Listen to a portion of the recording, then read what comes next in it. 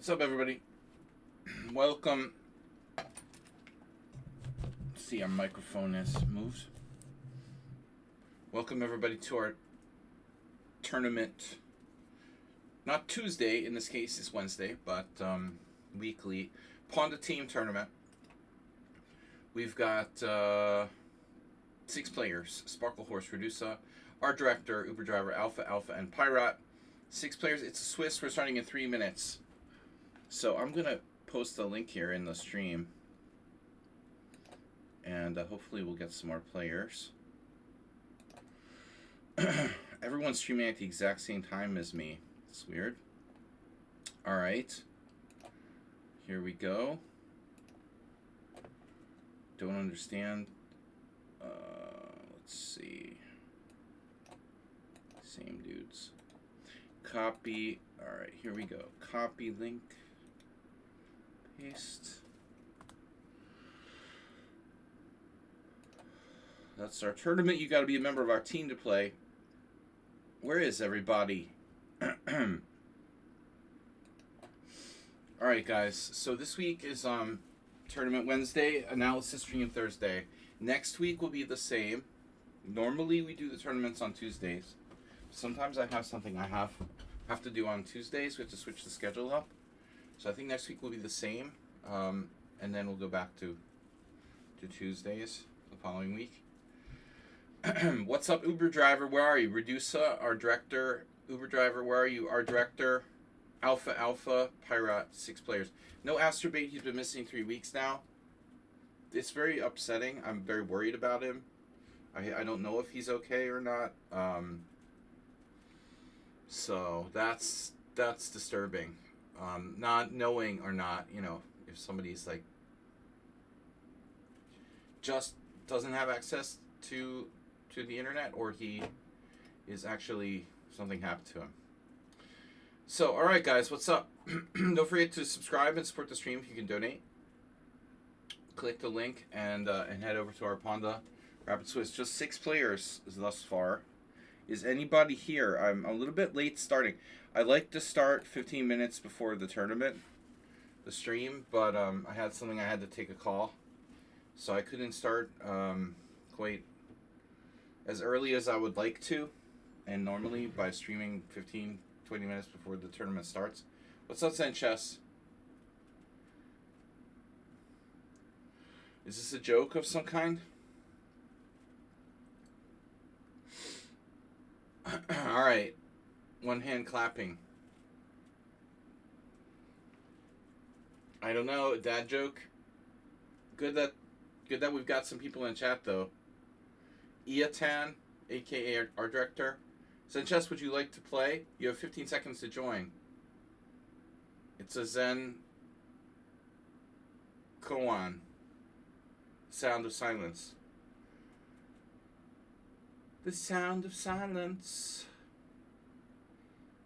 Oh no, I've got Uber Driver first game. Did my board get bigger, or is it just me? That's weird. So can we, yeah, it looks bigger, doesn't it? Is it my turn yet? It is a little big. I mean, the clock should probably, like... We can move it a little. Here. The Florida Panhandle, that... I need to move it to the right.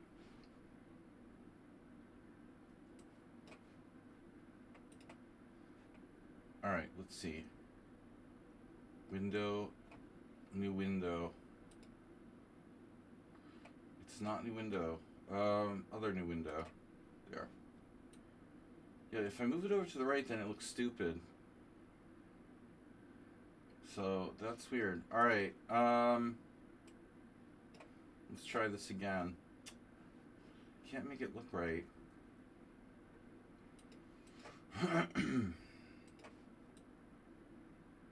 No matter what I do, I'm trying to make the clock fit with the 4 digits.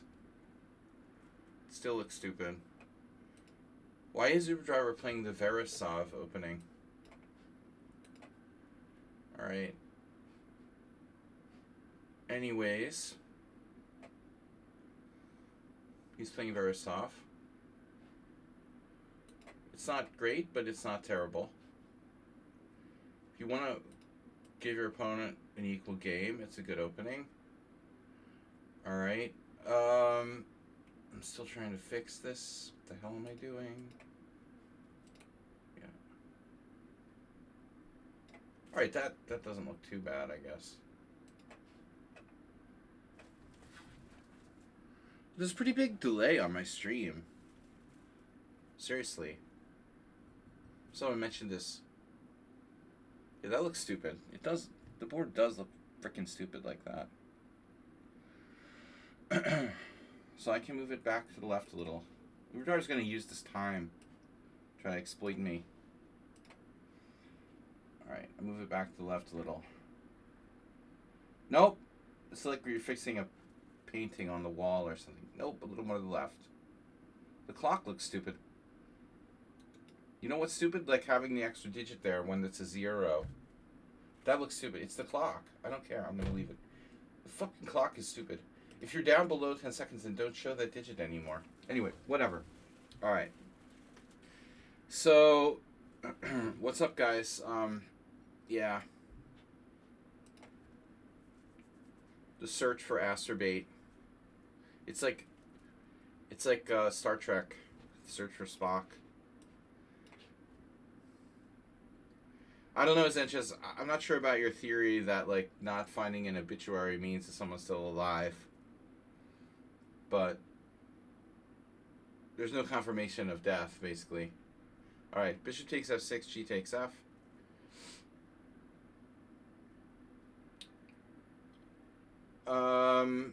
I got bishop takes f6, g takes f.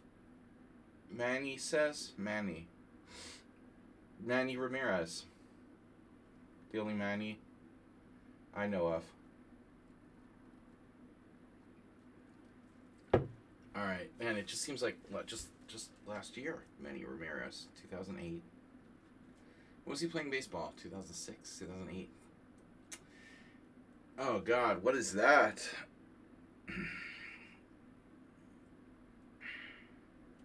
Didn't you play this? You played this trash against me once before. Trash. Trash. E3 is the correct move there for white.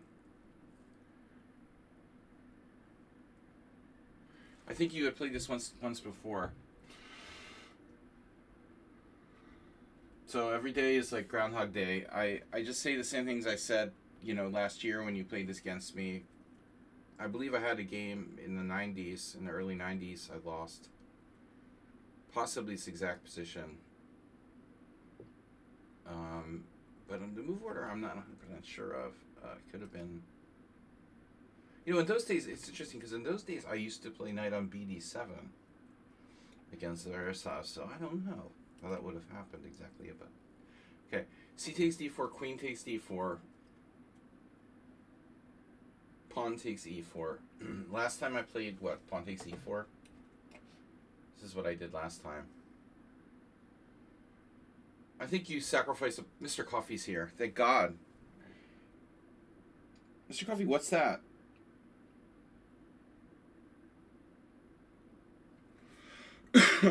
What's that?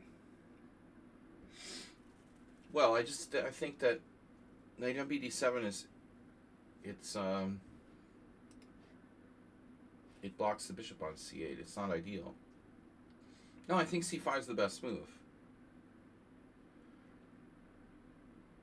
Oh, Lead Chess. Sorry, a YouTube link is the answer to. I never imagined a Lead Chess.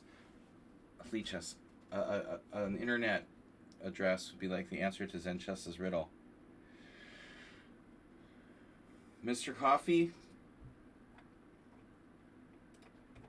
What do you think? Asterbait's still alive?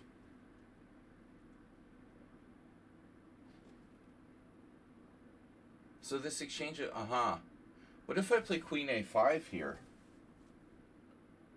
What if I don't, cooperate? Looks reasonable.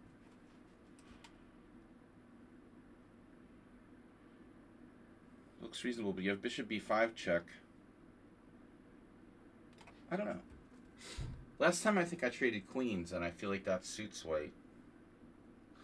Suit zoot. Although maybe there's no way now. Yeah. I don't know. I just think that black is fine. But Verisov, c5 is the best move. I mean, I analyze this with engines, obviously. You know, it's not optional. I mean, it's a Chigora in reverse. I mean, c5 is black's best move. You can play down to bd7 if you want to, but I did that because I was a noob back then and I didn't know better, basically.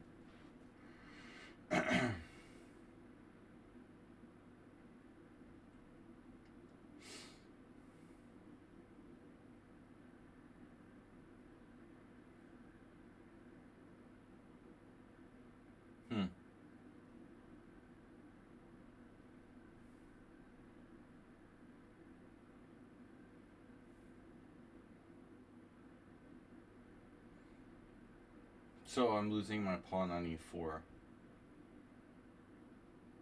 That is really annoying.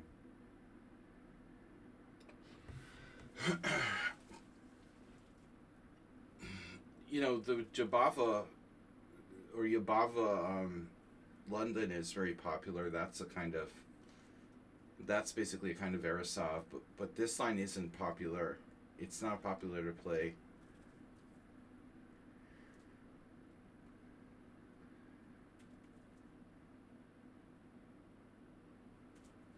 Bishop g5 and this.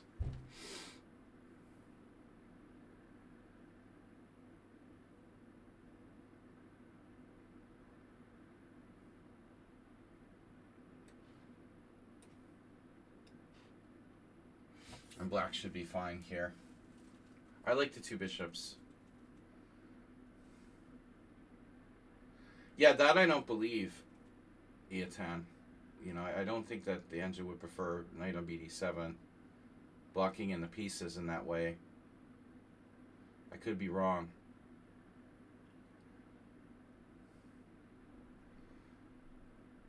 Knight on bd7 is inherently a passive move. It's like playing knight on bd2 with white in the... You know, why would you play a slightly passive move?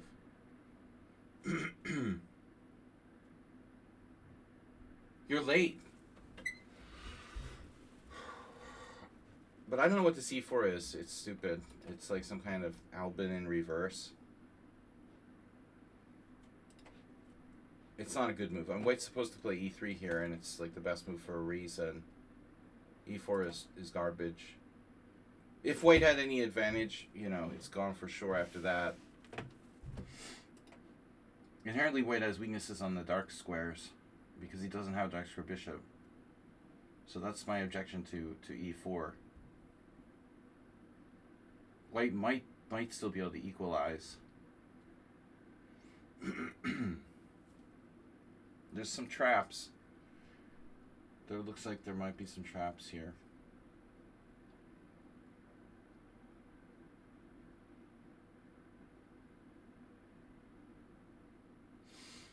Anyways, welcome everybody.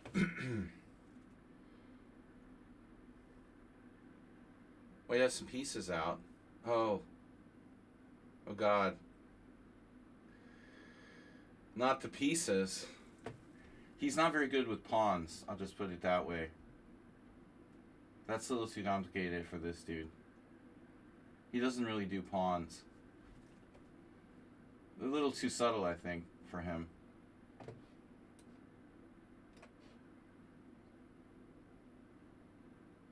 Maybe instead of knight c6, I could play like bishop g7 first. I guess we just do that next move. I mean, what exactly is white threatening, you know? Oh, nothing? Okay. He has a failure to control the dark squares here. You know, failure... We have a failure to communicate. Yeah.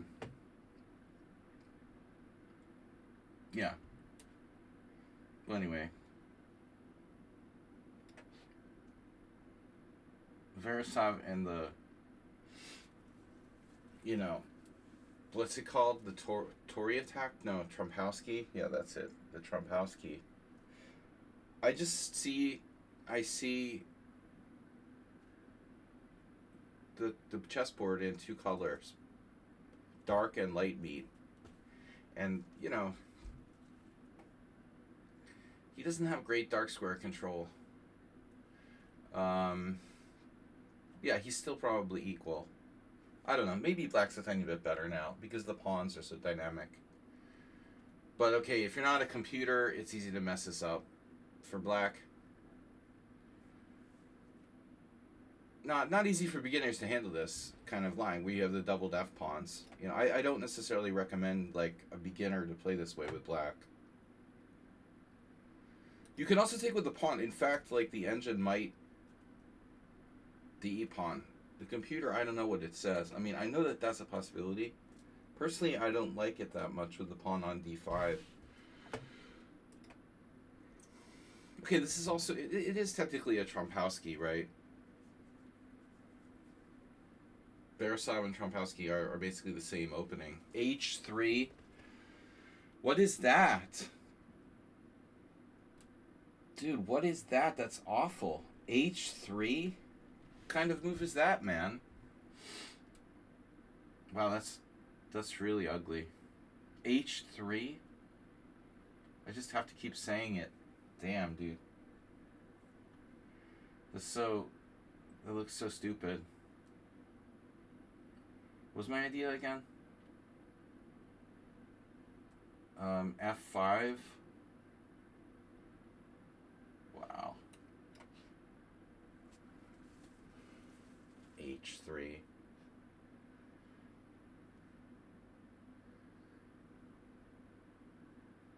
Uber Driver is like geared toward playing as weak players. I think that's his problem. You know, his whole style is really geared toward playing weaker players.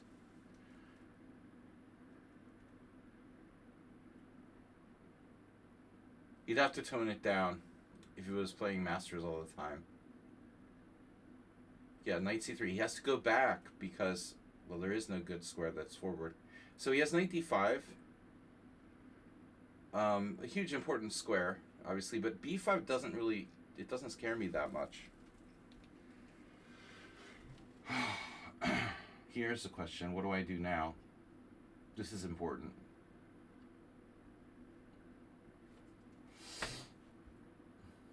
A6.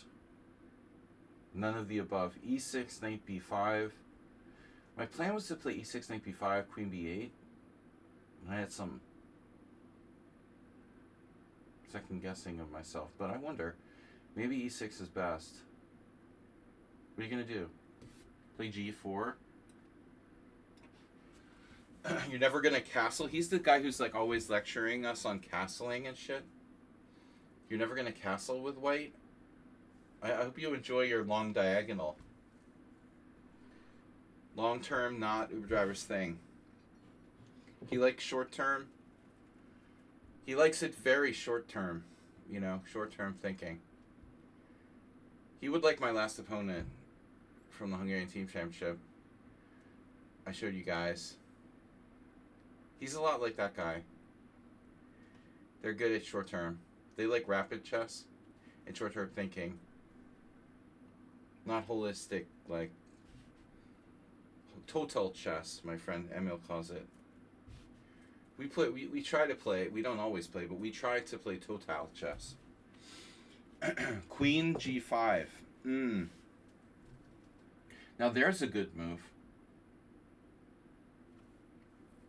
How's the dementia? Holy shit. Queen G5. Wow, that is seriously insane.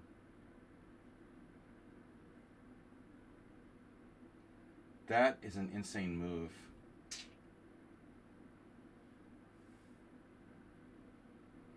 Unbelievable.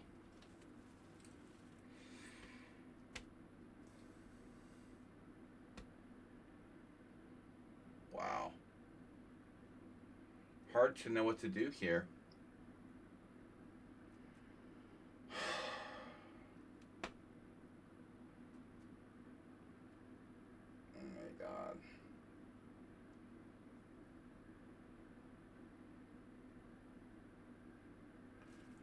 freaking unbelievable.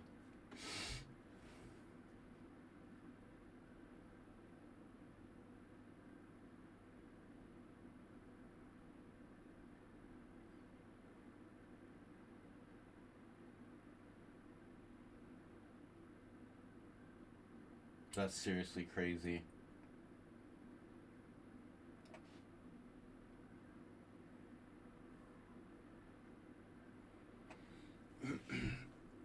You know what?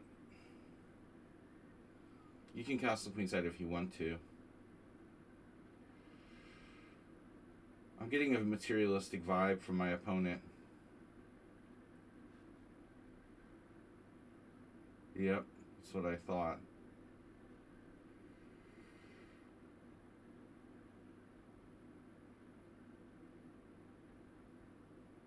Alright.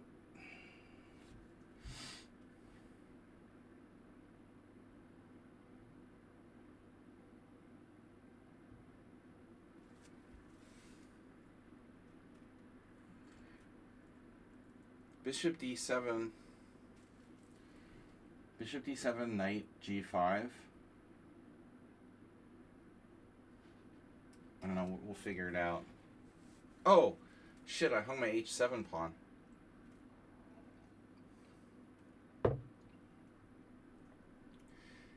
Deplorable. White's play. No? It's hard to believe he's been as high as like 2100 USCF.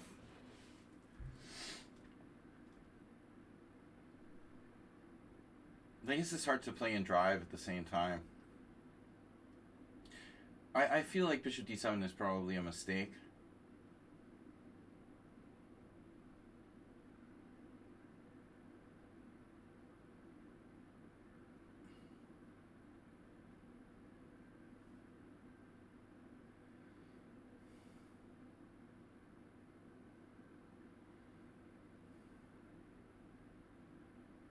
This is really, I mean, pretty crazy stuff White's doing.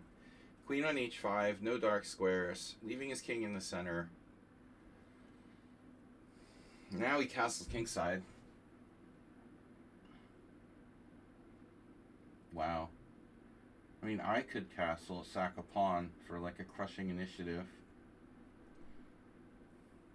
That wasn't my original plan.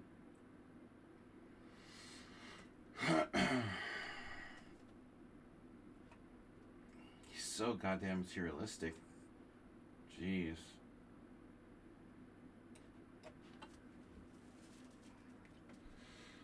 Alright.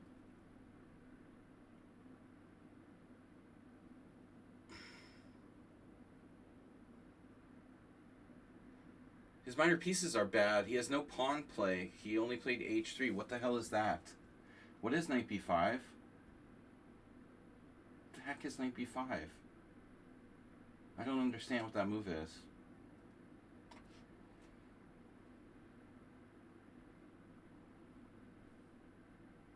Knight b5 is a weird move, no?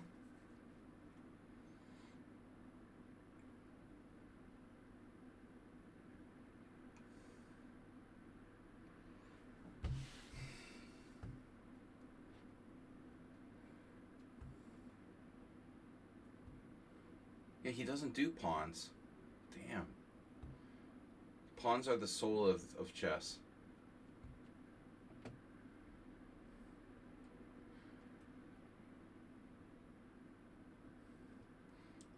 Fill the door.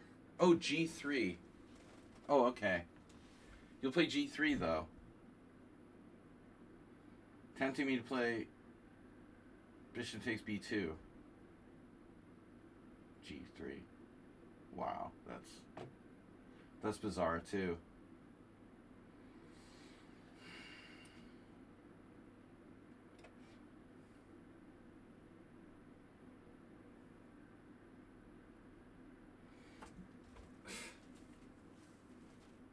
I don't know. I'm still very skeptical of White's play in this game, you know? I still think that I'm better. His bishop sucks. His knights suck. His king is not really safe. He's not using his pawns. And everything hinges on some weird shallow threats. Sallow floor.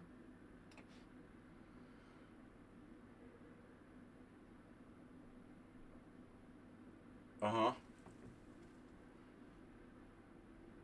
Francois Danikin, Philidor.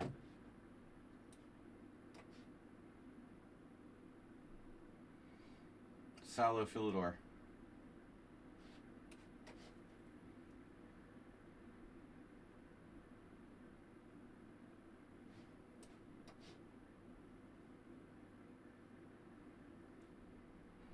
This is why...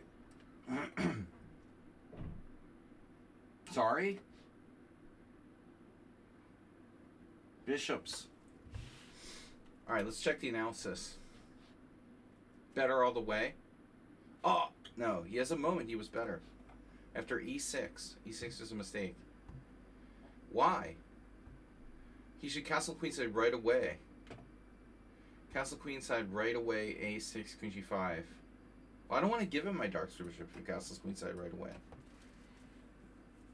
By the way, there's 3 minutes between rounds. I was really roasting him. You mean like verbally? I know him.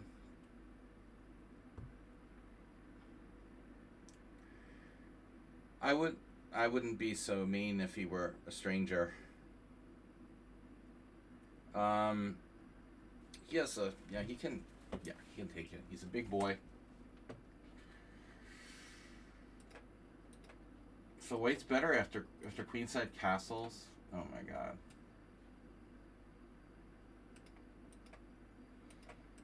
Yeah, what is this opening, bro? Wow. So I think queen a5 is bad, first off. I played f5 before. Oh, f5 right away. So trading queens, I think I played. I feel like I played that. Which is stupid. It's funny that no one's played that, though. It's not that bad. I must have a game here. Oh, that's weird. So it wasn't against him. And this is from 2020. That's not new. You know what's weird about this? Queen takes d1 check was played in 0 games. It's like black is slightly better, 0.1 advantage if you just trade queens. No one played it. Okay, because they missed this idea. There's an idea. Queen takes e1 check, bishop d7. That's kind of hard to see. That's hard to see. It stops knight b5, forces this, and then black plays f5, equalizing anyway. But I mean, there's nothing surprising about this at all. You know, I think the whole opening is kind of shallow. Richard Rapport and Gareev are the people who played it with white. Okay, enough said. All right, back. They're creative. Sparkle Horse producer or director, Camel Chucker. We need to think of new names. Wow, that was a fast 3 minutes. Zen Chess, Stafargan, Ludlud, Uruin, Fun Chess. Because chess is fun. Especially when I'm roasting my opponent like that, right? I just hate his style in that game. I hate that. Ugh. Gross. The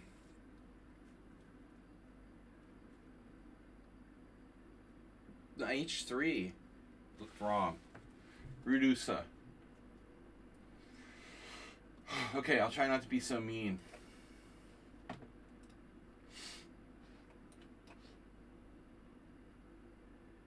I just philosophically hate his style in that game. You know, I really can't stand it.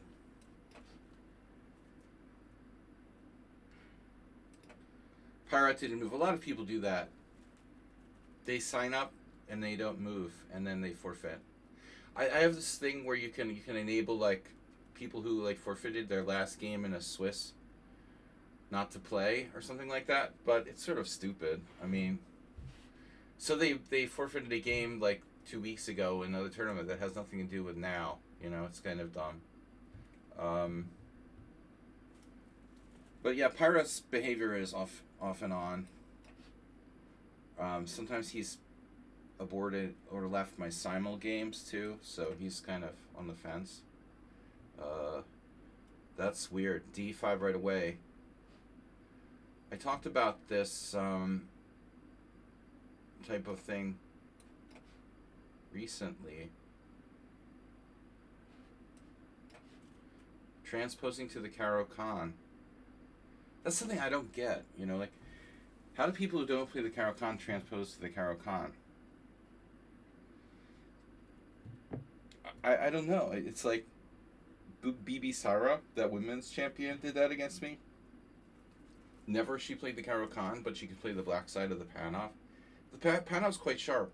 How the heck do people play the Panov with black when they don't know any theory? They don't play the Caro-Kann.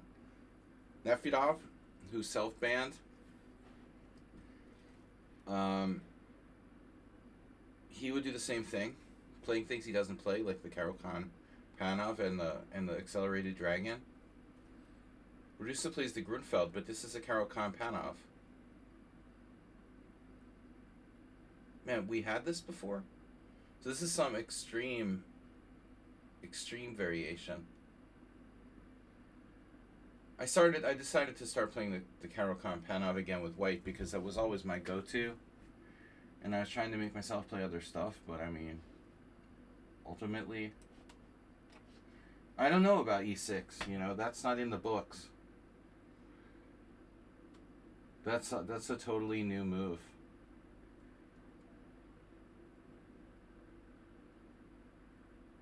Maybe it's in the Opening Explorer, but I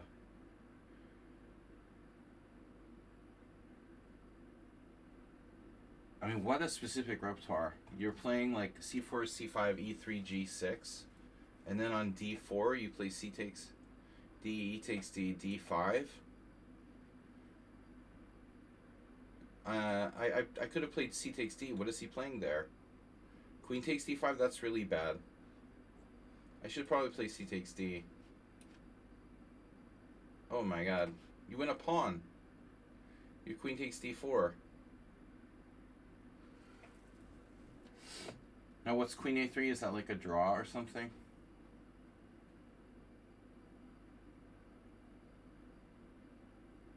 I'm paranoid all the time.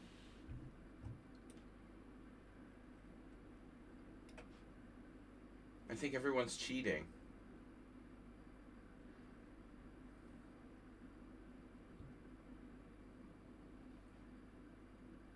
I guess being paranoid is like the easiest thing in the world. Like anybody can be paranoid. The first reaction.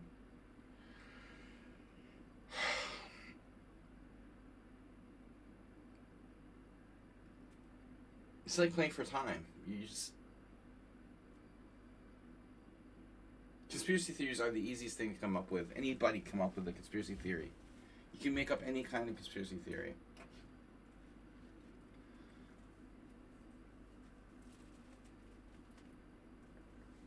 I think everybody's cheating. Except for like 3 people. You know, I get training games against people that pay me to play training games, and then I'm like paranoid they're cheating. Like, why would you pay someone to play training games where you cheated? But people do weird stuff all the time.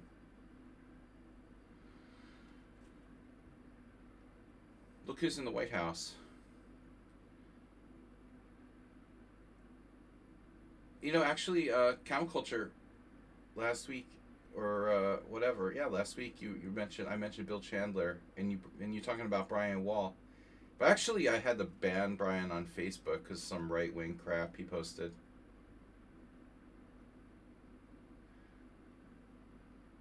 But anyway, this is probably for the best. Alright.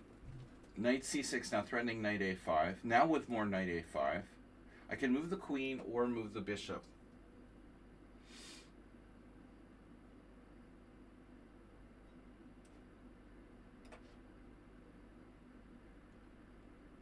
My opponent's repertoire is the Sveshnikov with black against e4, and the Grunfeld with black against d4. So how do you play this? You know, I don't understand. How do you play the Sveshnikov and the Grunfeld? But here you are, playing the black side of the Caro-Kann. How does Sveshnikov and Grunfeld become a Caro-Kann? I don't understand. Oh, another weird thing, guys. Camel culture. Have you seen this?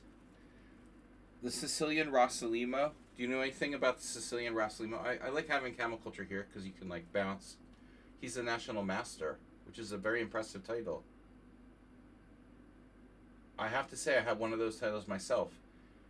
It's a very strong title, national master. It's possibly like even stronger than WFM, but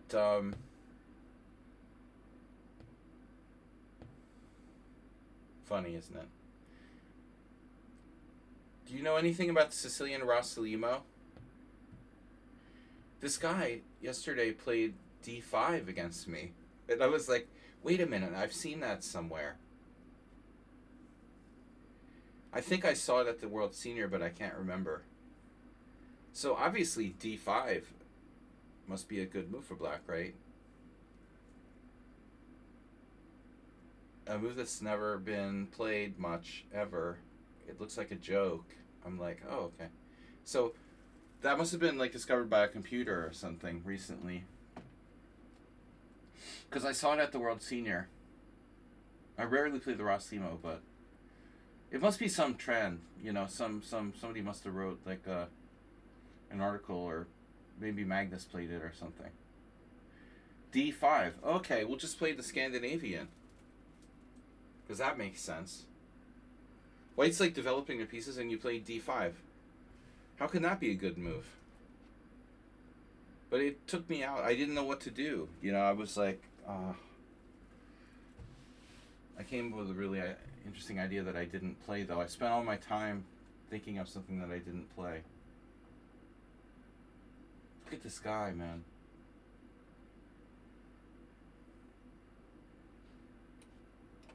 Sveshnikov Rossalimo player.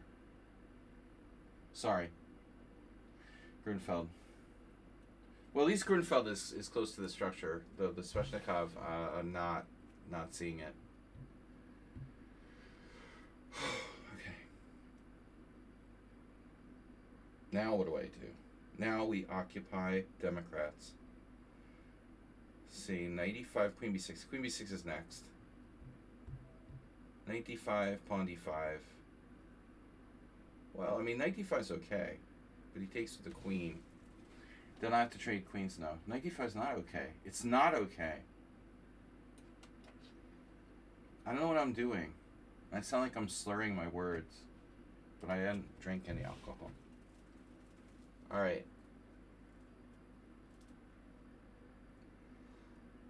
Man.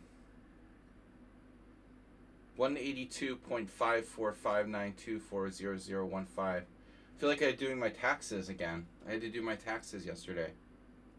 What a nightmare that is. You spend the day every year like figuring out how much money you owe the government. What a fucking stupid system. Alright. I've got to be like below the threshold of... There was some senator who wants to like... Oh, by the way, I think, of course, Democrat senator wanted to make a law that like people who make less than $75,000 a year don't have to pay taxes. Dude, I'm under like $35,000 a year. I make like Hungarian salary. Why did you become a chess professional? I love when people ask me that. So I could be a YouTuber. Because I love money. Multiple choice. Why did you become a professional chess player? I love money. You know, there's always like people are always, oh yeah, we did it for the girls, like because to pick up girls. That's an old one. You know, we need something more creative. Because I love the love of money. Dude, I had to pay taxes last year, and I make like less than $35,000 a year. And the senator's talking about like making no taxes for people under 75,000. Why the fuck am I paying taxes last year then? I don't understand. Anyways, hopefully I'll get like Social Security when I'm old. Maybe my money is just paying for my Social Security that Trump will take away soon. Guys, what's up? Thanks for playing in my tournament. We should have a moment of silence for Asterbait because I don't know if he's ever coming back. We need like an agent to go investigate in Vegas. You're actually the closest, Camel Culture. Shit. You could, hey, maybe you've played in like the National Open, haven't you? Vegas isn't that far from Colorado. We need an investigation. Yeah, I knew Queen B6 was coming next. That's like a computer move. Speaking of conspiracy theories. Oh my god. Yeah, I remember. How did it... You go to Vegas once a year. It's not far, right? It's weird. Yeah, Vegas and Colorado. Vegas, Colorado. Fallout. It's a Fallout theme. Okay. 95, Queen B6. Attacking my D pawn. Threatening to double my pawns. Yeah, this guy. Oh my god. I was thinking of playing the National Open. That was before, like... Before Trump, like, attacked Iran.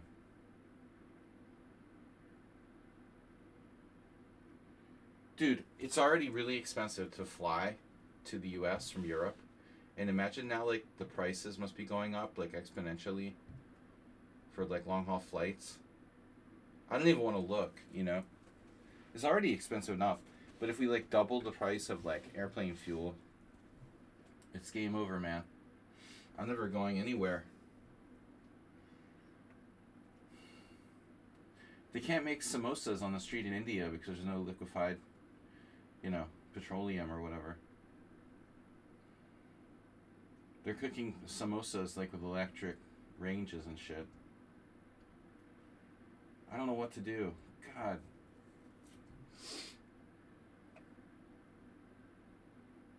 Do nothing.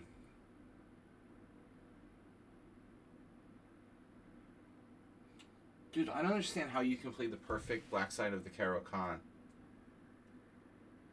Like your BB Sarah. Now, she actually played something much more sharp.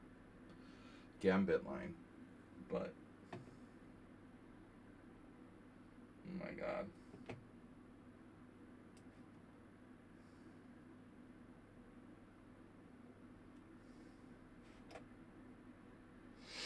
This is so weird.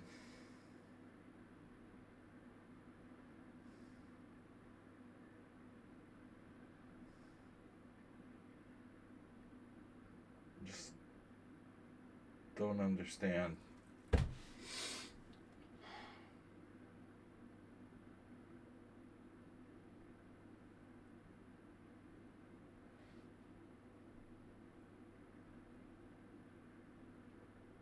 But I just hang my queen with like A3 or something and resign.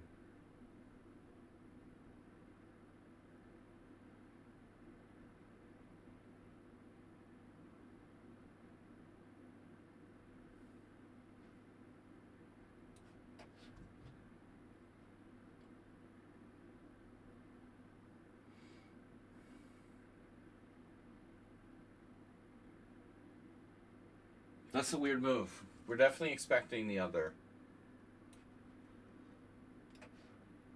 A takes B. He doesn't know to play A takes B there.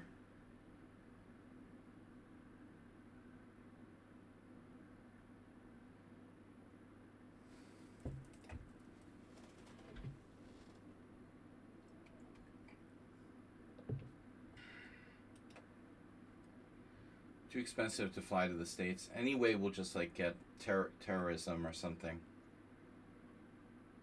I can't believe they're having the World Cup in the United States and Mexico. What a terrible idea.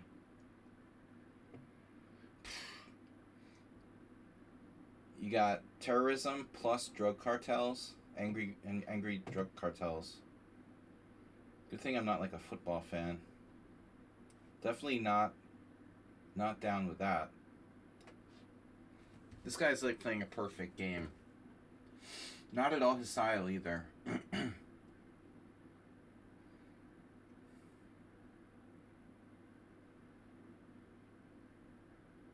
Maybe he's like Dr. Jekyll, Mr. Hyde, multiple personality.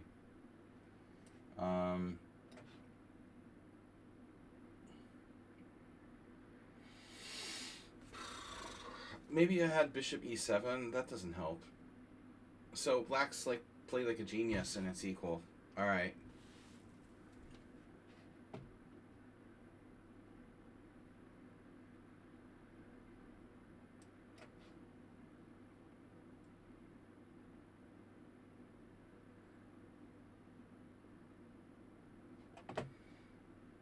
We could do poly market for like cent upon loss.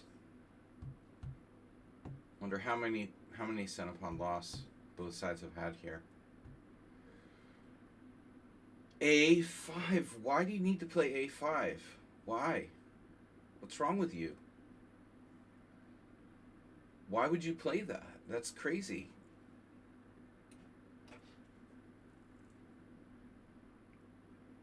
He's not satisfied with equality.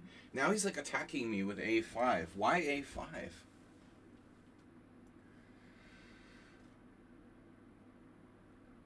Weird. You played the most solid game I've ever seen, and then you just randomly play A5. Like when you could just make another like really strong consolidating move. A5, extremely risky move that doesn't at all gel with all the other stuff he's done the entire game. He took with the knight on B6 to avoid having, a weak pawn or whatever. That is so weird. Now rook, maybe the other rook. Now his A pawn is weak. What do you do about the A pawn?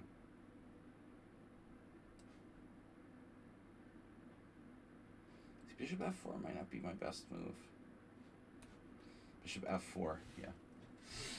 I don't know about this. This is going to get weird, but okay.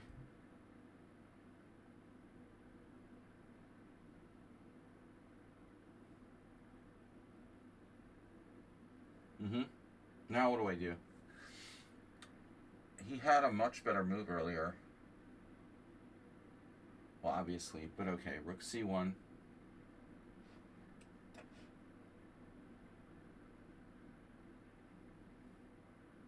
So, I think he played like a perfect game until A5, which is just like,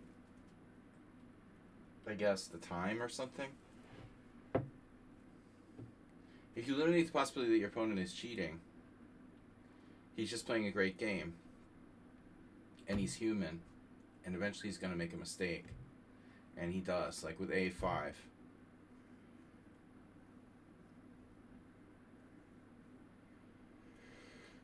That move allows you to improve your knight from Shitville to the center.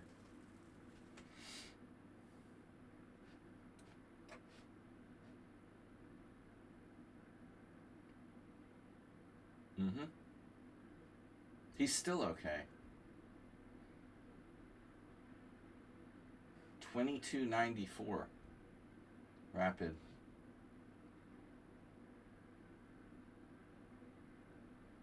I really don't know anything about this opponent, but I had a theory about him. I'm going to lose on time.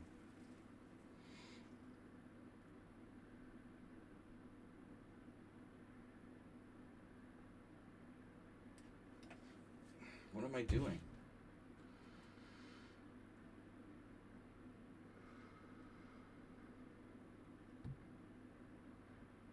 Where is my opponent from?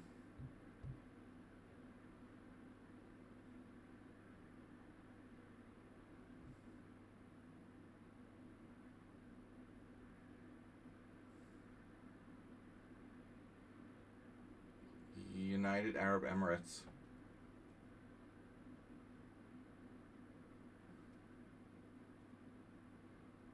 Do we have 3-second increment? Oh, I was playing a training game yesterday with 10-second increment.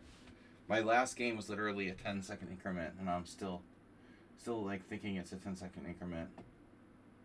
It's so stupid. 3-second increment. I almost made it 2. It's move 24. We have no time left. We should just agree to a draw. Because it's stupid at that point. We're playing 0 plus 3. Stupid time control. 0 plus 3. Relatively stupid time control.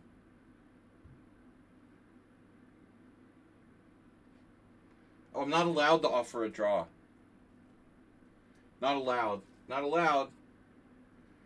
Nope, that's against the official Lee chess rules. Now he gives up his Oxford Bishop. Because that's a weird move, dude. Gave up your late square bishop. Wow. Super weird.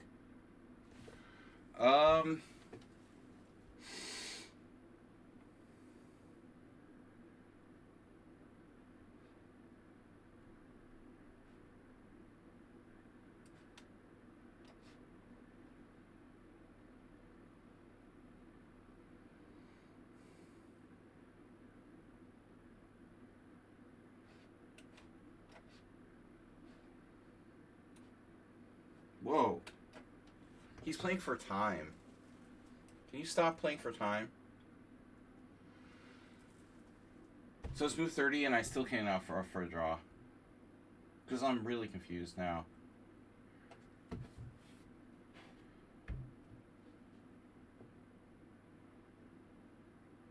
Want to know the dumbest rule ever on Lee chess? They're not allowed to offer a draw.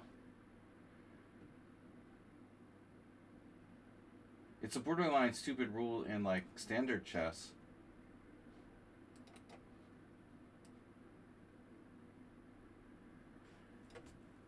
The so-called Sofia rule, because some stupid tournament was held in Bulgaria back in, like, I don't know, 2008 or something, where they had this, like, no draws allowed in 30 moves. We're going to make the Sofia rule, right?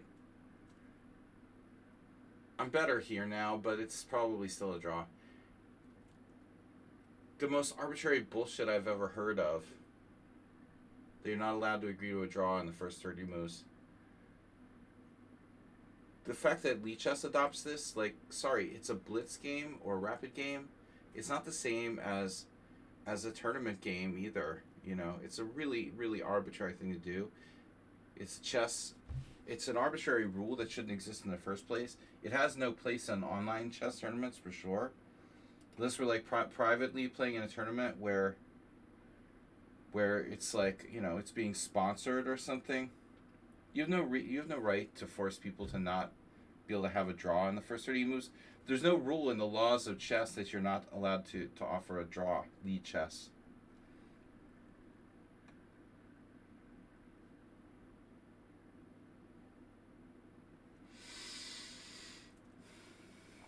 So it turned out to be, as expected, like an almost perfect game by both sides. Though he was spazzing out at the end. He was worse. I had lost interest in this game. From Odo Chessmaster.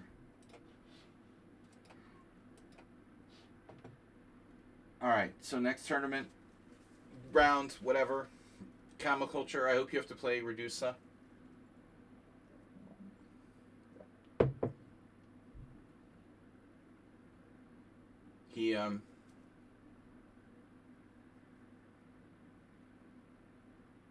It's a real mystery. Sometimes he's really good and sometimes not so much. Yeah, I mean, arbitrary rule, right? This bullshit 30 move draw, but it has no place in online. Just, I don't know. But it's allowed in like random games? Or is it the same? Is it just... Yeah, this isn't even arena or something. It's not even an arena. I can see maybe in the arena not letting people have draws in less than 30 minutes because the rules are so weird and the draw streaks and whatever, you know, or, you know, win streaks. I have the feeling it's like a global thing, some kind of global setting. Maybe not. Maybe just in tournaments. In a Swiss tournament, why would you not allow draws? Sorry. We don't want to disappoint the sponsors. Lud. This is a player I haven't played in a long time. Thanks for accepting. Okay, you're welcome. I don't know. I think there was a draw. No, I beat this player the last time we played. Okay, I don't remember. And they're 2000 Rapid.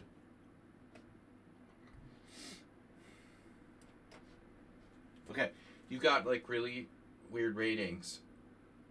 1756 Blitz, 2000 Rapid. Okay, maybe it's not so weird. There was a time when that was normal, though I feel like it's less lately. A3.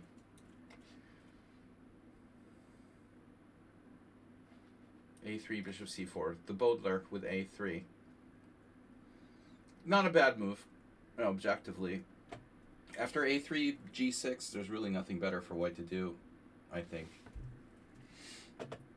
Bodler this. So as long as I can't get run over by D4, although B4 might be a thing, we can put the knight on C6. Standard setup.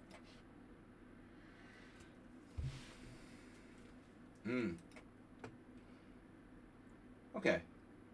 So I played a few games with white with this type of setup. It's not so bad.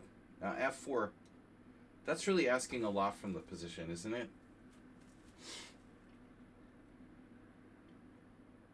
You're playing the Grand Prix attack and the Bodler now.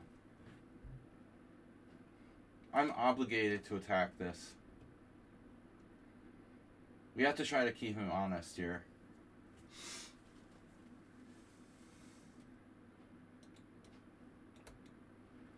We could end up in a situation where both sides have bishops that are like blocked in. Pawn takes pawn, pawn takes pawn, queen takes queen, check. I have bishop takes c3 there. In some moment.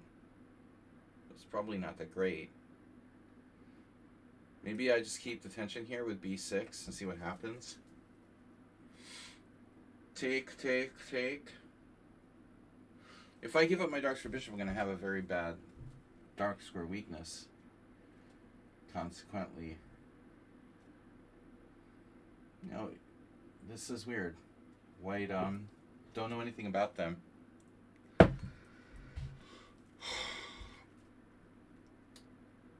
The endgame cometh. So if I trade into the endgame, I don't like not having a dark square bishop, but on the other hand, white has a very bad bishop on a2. So both sides have like extremely bad pieces in this endgame. Although maybe I should have taken on c3 first. Well, we can always do that now. I can do that now.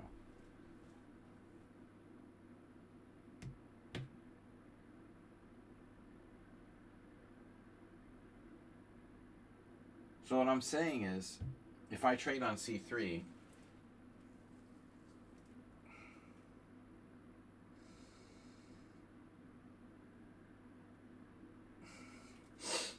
well, maybe I don't do that right away, okay? Do this first. We have options. Options are good. Options can be good. Now, he traded on my terms. This is much better this way. Now, oh, you want to do that. Now I can go into the end game. If I want to, or I can attack your c2 pawn. Ludwig. Well, you're named after Ludwig. Takes, bishop e2. Knight somewhere. Well, that's convenient.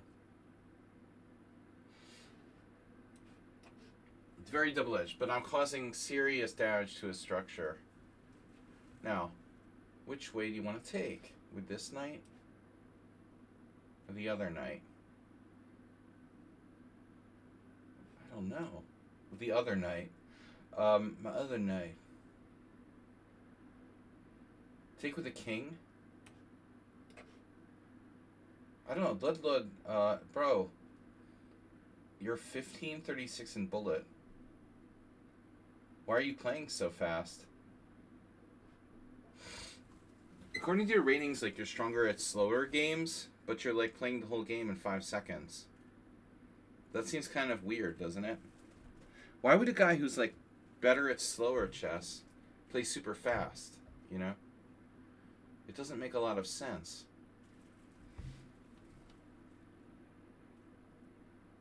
Anyway, I really should stop asking myself these questions because it just isn't worth it.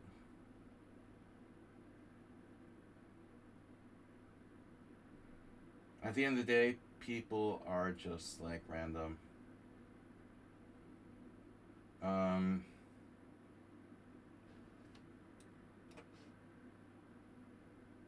Build a wall. Build a wall.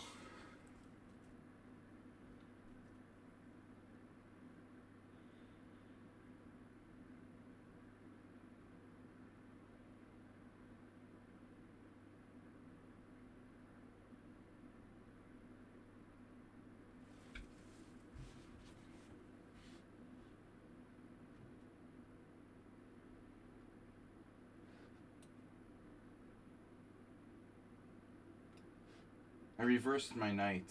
So this one can take care of e6. This is, wow, knight d2. Subtle move. What does that do?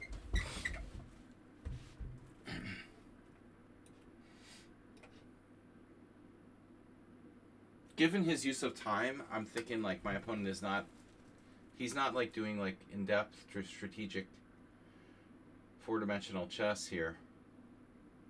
We have Donald Trump level strategy by white. But once again, can you answer me why this guy has 1500 bullet, 1700 blitz, higher in rapid, despite how fast he's playing, despite the fact that his time management is really bad, his rapid rating is higher than his blitz. Weird. Weird but true. So what we got was an F3 Nimzo or something like that. Basically a Nimzo. Guess the opening. How many people would have guessed Nimzo? Looks like a Nimzo. Yeah, it's a blockade. Bye.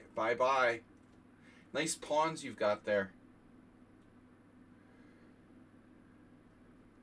Those are some beautiful pawns. We have beautiful pawns.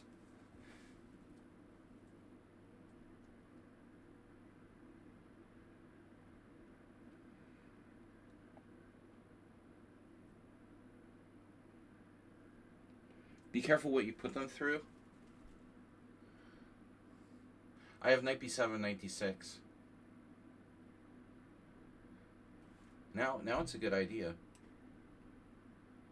But we could bring another piece to control these squares.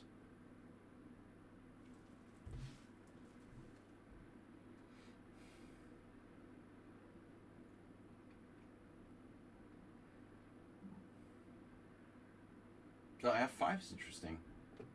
Probably not good though. Yeah, that's not good here.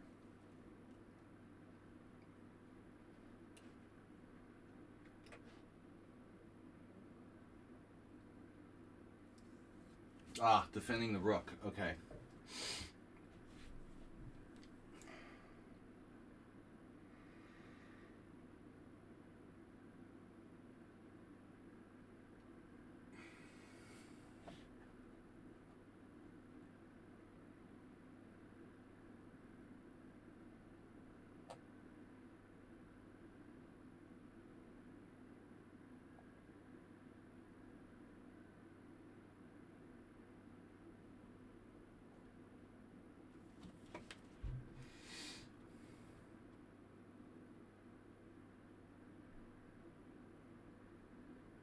Well, I guess we play 96, but I do have to watch some stuff here. Okay. F5 is still playable, actually. Double-edged move. Maybe knight d6 and I don't take on e5. Yeah.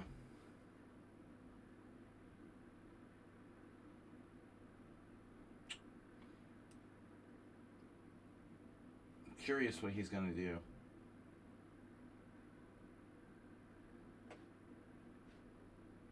This is weird, though. I mean, look at my score against this guy. 16 and a half. They've played 23,000 games? Or is that me? Wow. Probably best move for white. G4.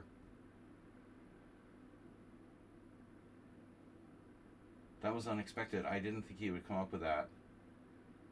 With limited time.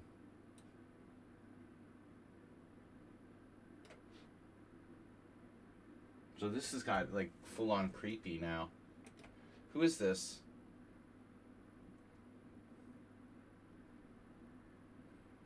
Played 7 classical games. 3 rapid games. 57 rapid games on March 16th. 38 losses. Bro, what is going on with this player?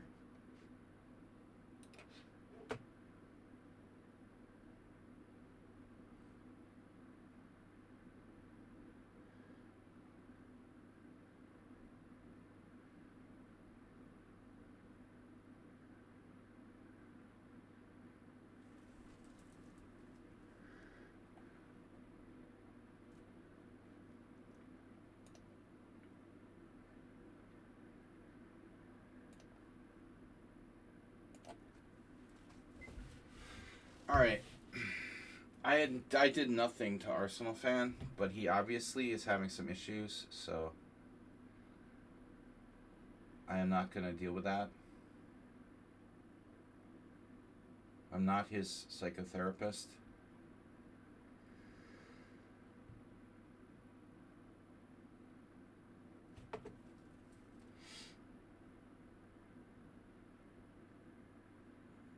Now this bishop on a2. Wow.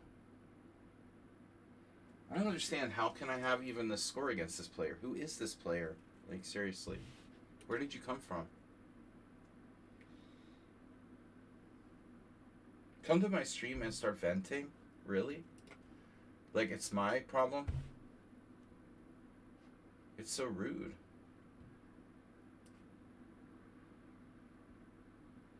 I don't really want to trade rooks, you know that? Wonder if f5 should be played. Let's do it.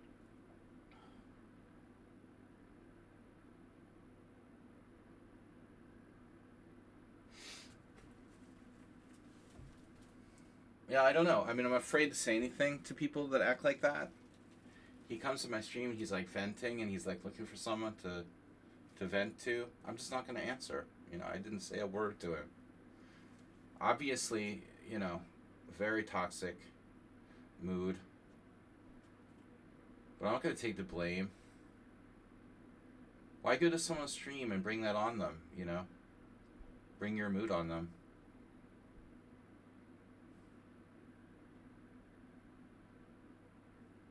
Symmetrical. Look at this blockade. I like this. But my opponent, I don't understand, dude. Does anyone want to take responsibility for being this person? Being Lud? Being John Malkovich? Knight c4 takes, rook takes. Yeah.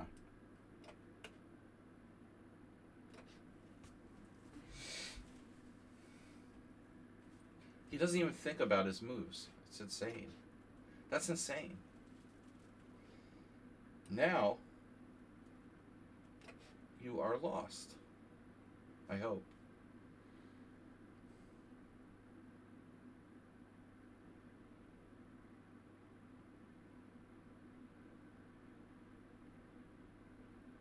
It's like totally self-obsessed behavior, you know.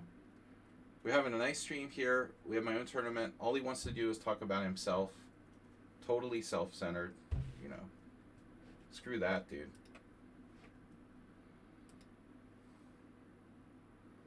So, I can't stand that when people are so self-centered. You know, you get a lot of that in real life. People come in the room and they want to be like the center of attention, like spoiled babies, like Donald Trump. Yeah, dude. Yeah, of course. It's a personality disorder. We all have them, you know? Wow. Check this out. Bishop B1. Don't worry. Not a problem.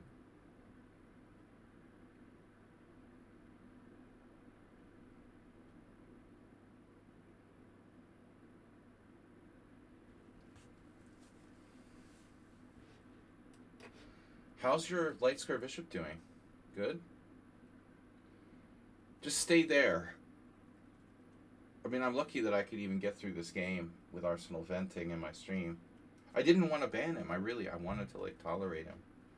But what can I do, you know? You can only stand so much. So now it's just a matter of figuring this out. How do we do this? How exactly do we win? Yeah.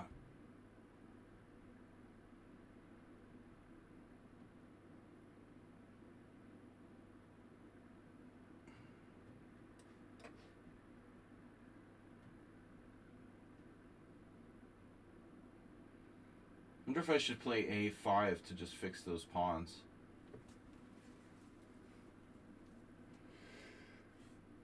Dude. Diagnostic thresholds. I'm surprised he's not running for Prime Minister of the UK or something at this stage.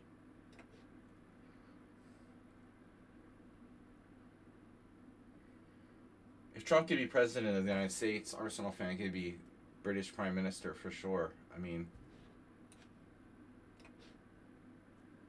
not about politics, but just certainly having a personality disorder is not, you know, gonna stop anyone from being elected to a high position. Bishop C1. So what was my point? Oh yeah, here. Now how do you defend against that, right? There goes my internet again. I like Arsenal fan a lot, but I'm not gonna deal with him like that, you know, in that condition. He actually has a lot, you know, and like a lot of people with issues, he has a lot of issues. No, he has a lot of positive qualities too. That's the problem. I have this one friend though who got really out of control. He was so like self-centered I couldn't deal with him anymore.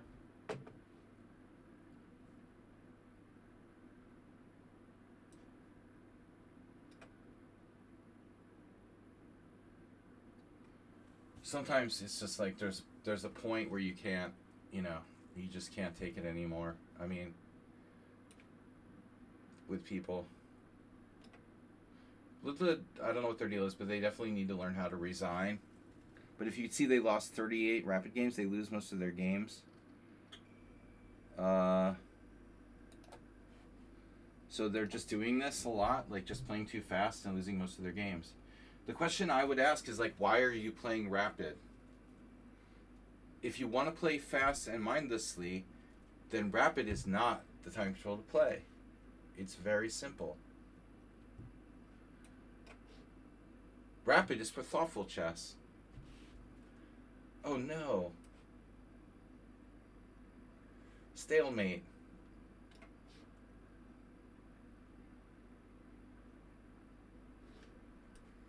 So if you want to play mindless chess, why play classical and rapid? Why not play blitz and bullet? Because it's there. You know, you want to play the whole game in 5 minutes. Why are you playing rapid? I don't understand. It's weird. You have like an option.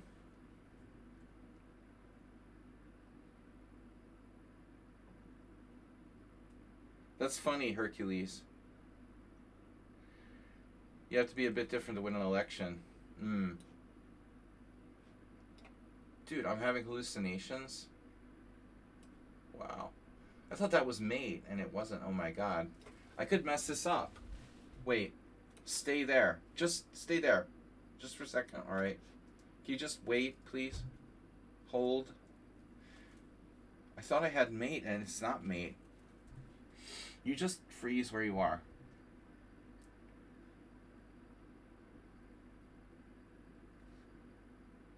Oh no. Check? Wait.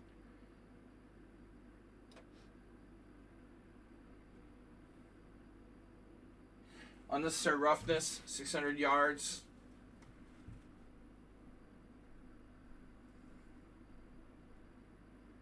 I've got enough stress in my life. I don't need to like engage with people who are like obviously irritated on my stream. You know? We don't need that. Alright. Lid. I don't know what your deal is, but I would recommend not playing rapid chess, but focusing on blitz and classical. But I was curious about my opening, you know? I don't think like exchanging pawns is great for black. Objectively. I don't know about... Yeah, we got a lot of games here. By the way, like, just want to mention again, I love to like make fun of Brian Smith. He's like a right-wing grandmaster from Alaska. But the guy, he's like this poker friend I have who can evaluate like poker players. He claims Vladislav Nevednici is a tactician, you know. I'm like, dude, did you even play the same guy I did? Nevednici Kirill Georgiev, look at this. This is a totally positional line for white. It's a closed Sicilian. I was like, dude, are you talking about the same player? Your squeeze against Redusa was vintage. Nice, nice. You're faster than me, Camel Culture. I let myself... Well, actually, you know, he played really well against me. That Karo Khan is a draw. I mean, the Panov isn't enough for white, I know. But I didn't think he would know what he's doing. Congratulations. I expect you to get the upper hand there. Gabble, troll mops with 100 bits. That's Mr. Coffee's health you're taking away, by the way. Alright, guys. Onward and upward. So, we had a little bit of a... Oh, Arsenal even won. I would have thought he lost. No way. Arsenal played and won? I thought he lost. He was, like, steaming because he lost. He actually won his game? He was really mad about that? Wow. He even seemed mad about his game. I thought he lost to someone. Jesus Christ. Imagine if he lost. How his mood would have been. Alright, Camel Culture, let's see. Dude, no way. You got white against him? What the fuck? This is... Dude, he did this? He did this? He did knight c6. You played knight c3. He played g6. You played e3 and he played bishop g7? Are you fucking kidding me? You know this line, right? Like, I play this all the time. Come on, black's supposed to play knight f6. You know, the guy played perfectly against me. Why is he playing knight c6 against you? Why is he playing knight c6? He can play g6. Oh my god. It's Sladgy versus Kovalenko. Very bad. Very bad. White's already worse. Probably here. Dude. d4? No, I'm just kidding. Yeah, look how he played totally different against you. Against me, he was like Mr. Genius. Move order. Look at this move order he used against me. E3, G6, double exclam. A game I had at the World Senior. And now against Bugayev. And now on D4, takes. I was afraid to do this against Bugayev. After D5, he's probably going to play knight F6 and transpose to the Karo Khan. It's like, it's a genius move order for black. But check out this E6 he played against me. So this has been known. But like, who's played it? Look, Erwin Lamy. Who cares? Topalov played it once against Gashimov, but yeah, this is a weird line. Is that engine number 1 move? E6. Knight on B, D7. Come on. No. Bishop G7 is still the best.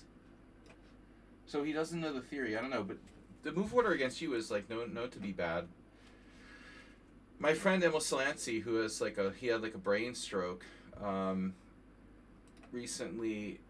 Emil used to play this against me, Camel Culture, Emil is a Benoni specialist, and we had a lot of games like this. But the first rule of this position is you never play C takes D.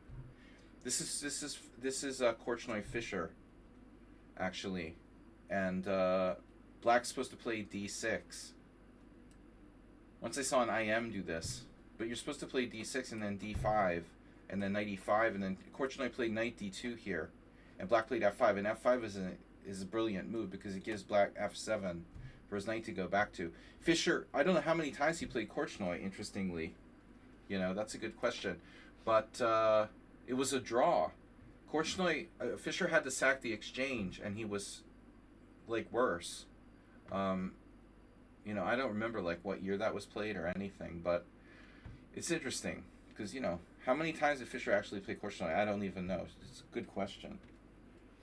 A dubious honor to play Arsenal fan in his final game here. His final game here, Sorocha. The guy's been banned 20 times. Are you serious?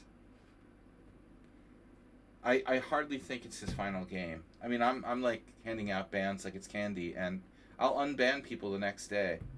I unbanned Snedsteg. I'll give him another chance. I hardly think it's his last game. When he calms down, you know, I'll unban him in a couple months or something like that. What? Oh, shit. Oh, shit. Okay, my clock didn't run out. Nah, I'm not going to play E4. I don't know what you do. He's even got the camel now. That's cool. You've got a camel emote. One hump or two?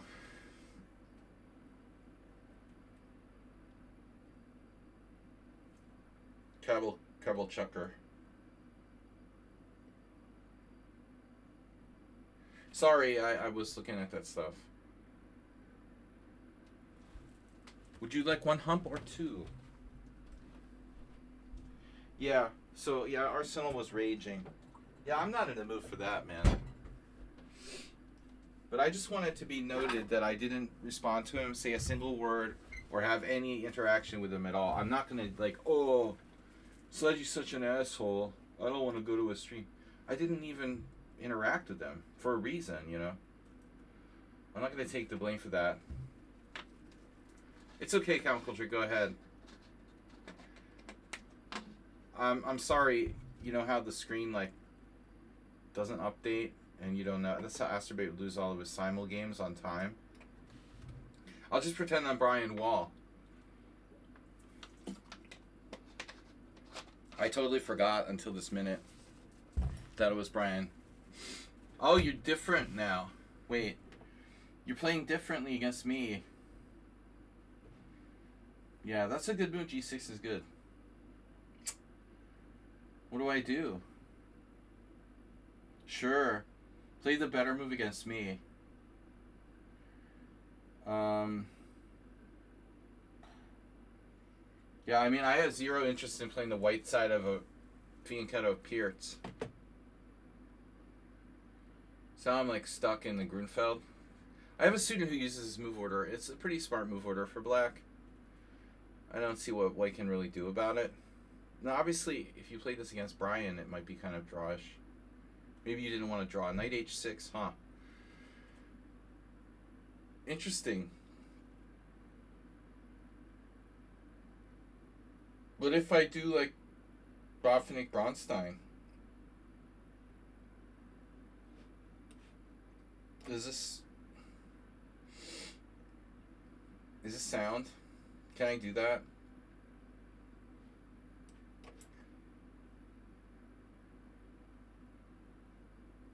Probably not. This is probably not good, but I felt like doing something weird. It happened in Bronstein, but it was a different situation where white like had already like sort of like it was a fixed center. Like they had exchanged c pawns, I think. So I don't. Oh. You think I'm like Uber driver? Yeah, but your bishop's on h6.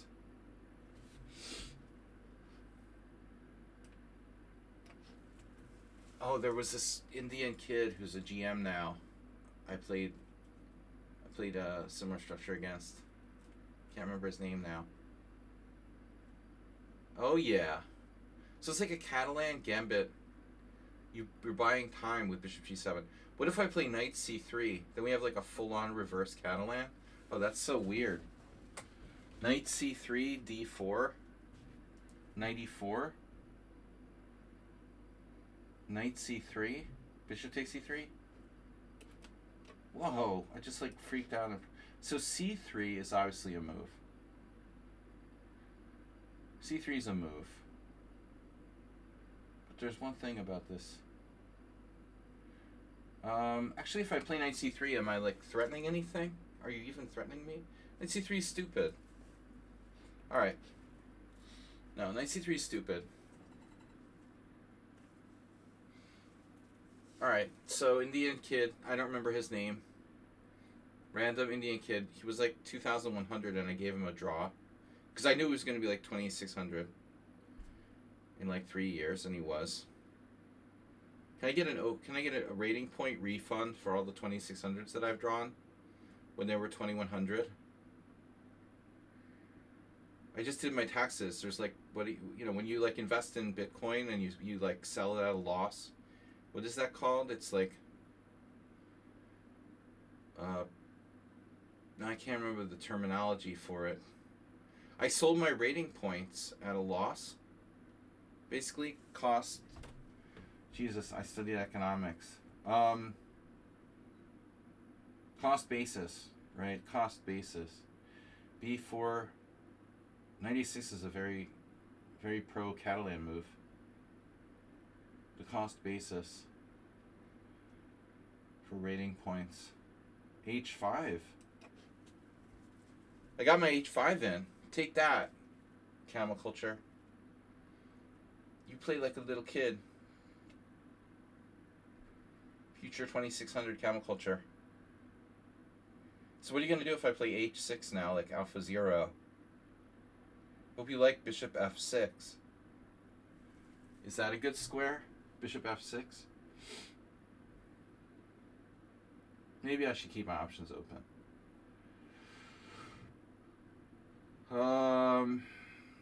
Well, if I don't do it now, I'm never going to do it. H6 is overrated. Maybe. Probably it's overrated. I should develop my pieces.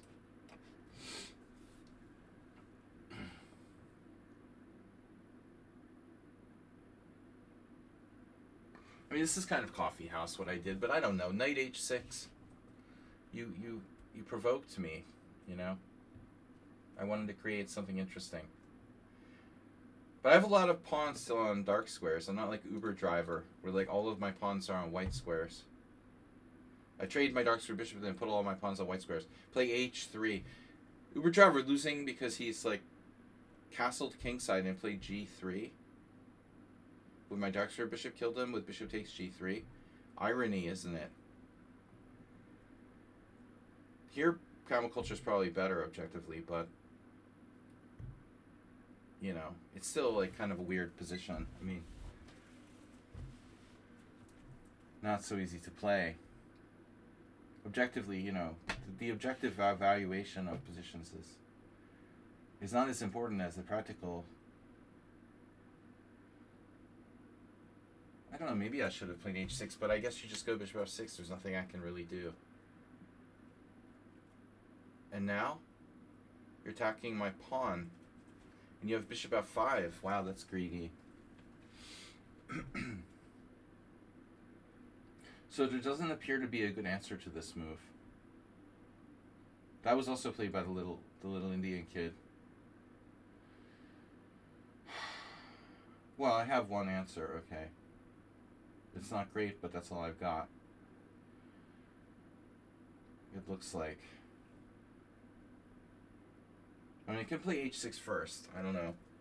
Actually,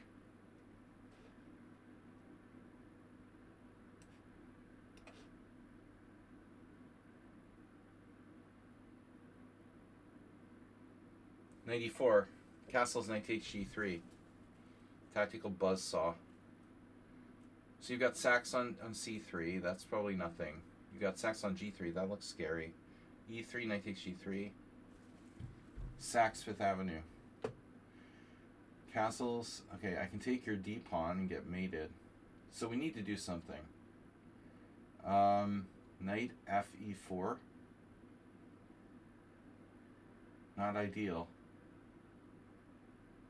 Weaken the light squares. That's also not really ideal. Maybe it is knight fe4. You have bishop g4 there. fd4, sorry. Rook f1. e3. I want to play e3. We probably have to, objectively.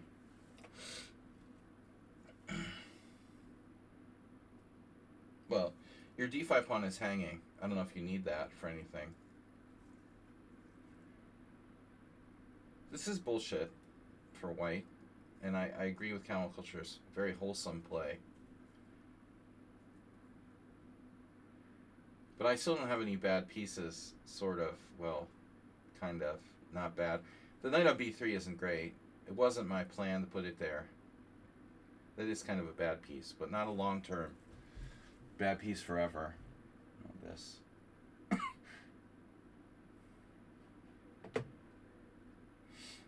This is not looking great.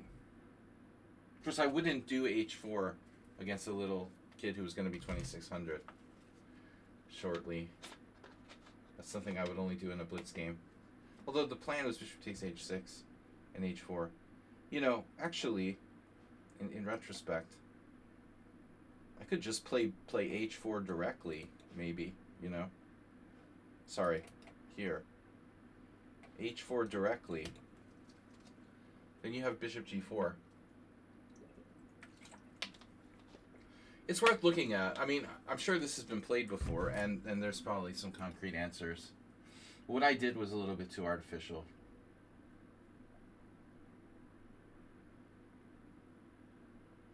So we're going to be like Reduce-A game, where we use like all of our time and then have 3-second increments for the rest of the game. So objectively, what about taking... I think I'm going to do this now. Because I don't want you to hurt me. What would Brian do? Wow, take with the F pawn. You might actually have that. I might have underestimated that move. But I mean, whatever. If you want to take with the F pawn, okay. It's anti-positional. But it might be good. It might be good. It's not like you're in any danger here. You can certainly take either way. Thanks, Global Troll Mops donated 200 bits for Mr. Coffee's health. Mr. Coffee's health is down to 2,350. Sorry, is that 2,550? It's still a good rating. 2,550. Nice to see someone nice and positive coming to my stream instead of ranting, but actually supporting the stream and donating. I appreciate the ranting, you know, I really do, but donations are better. So now what? Can you sack a piece? Knight d2, knight takes g3. Sure you can. 3 pawns for a piece, that's really nasty. Actually, it's not, probably. Knight d2, knight g3, takes, check, queen e2. That doesn't work. You can't do that.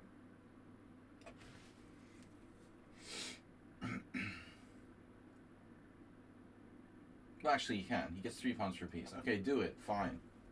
Knight g3. Takes, check.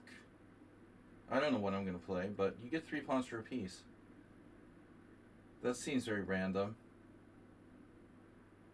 You're not exactly ahead in development after that.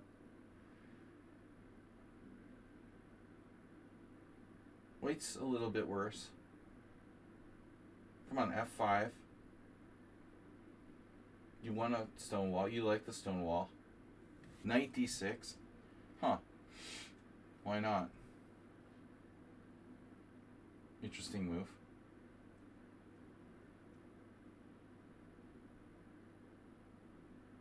Now what do I do? A castle. I'm castling. What are you going to do? Where are you going to put your king? You're going to castle queenside? E4. I'm like Uber driver. I'm really playing like Uber driver in this game. Okay, bishop D7 is coming. Yeah. Yeah, global troll mops. Yeah. Well, we got to do something.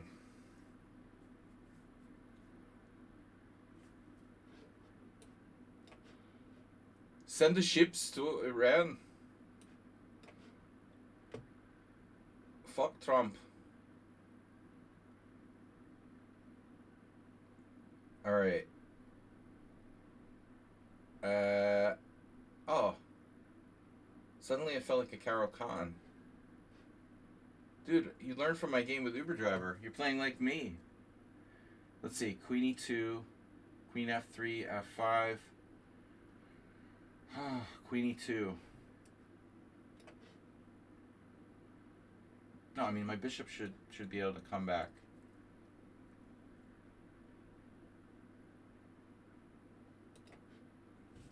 Nice bishop you have there on H8. Are you going to castle kingside? You were inspired by my play against Uber Driver. Clearly. Look at this move. Why are you doing that? You're provoking me? Wow.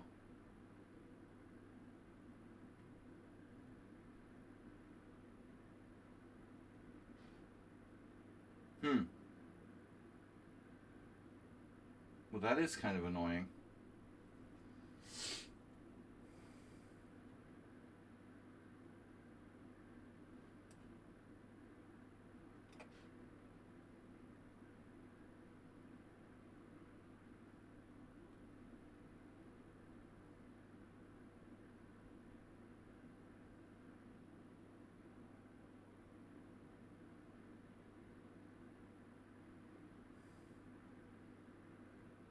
So if bishop d3, you just take, and then I can't castle.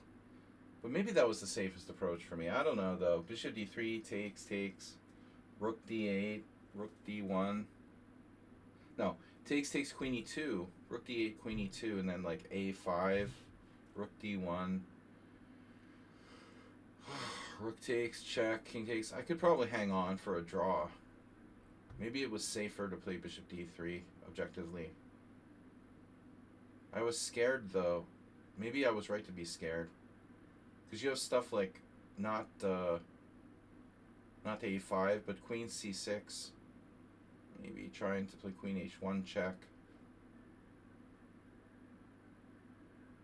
This is basically a similar thing. Just, not the same.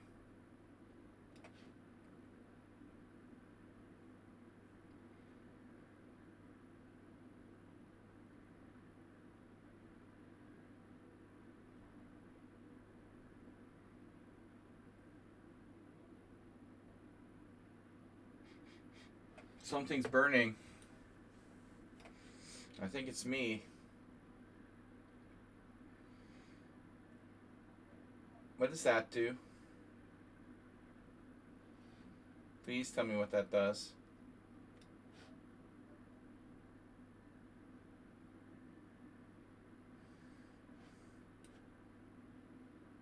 I'm afraid.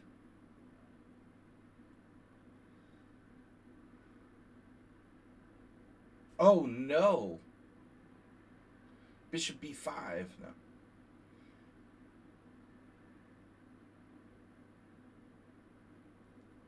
You're slightly better in the endgame. Take it. Take the endgame.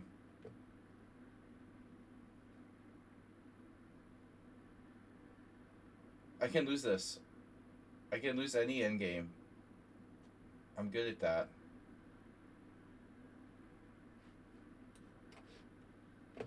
Oh. You want to improve your king. Yeah, but here I have moves, right? Queen a6 looks nasty. Wow.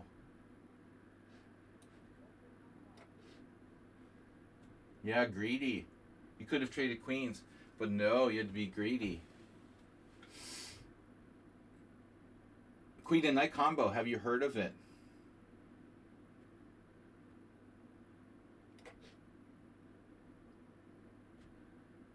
That was very greedy. But I think you're still okay. Just so you get like one square closer. Anyway, we're not at draw yet. We have to reach 30 moves for it to be a draw. Everybody knows that.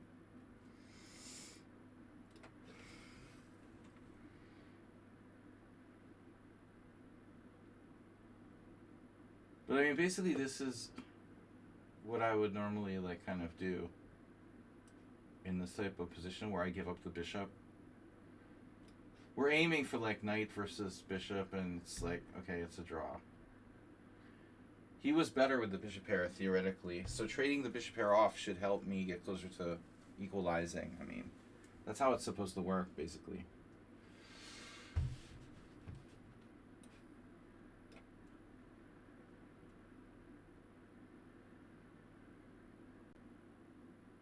I didn't accomplish anything.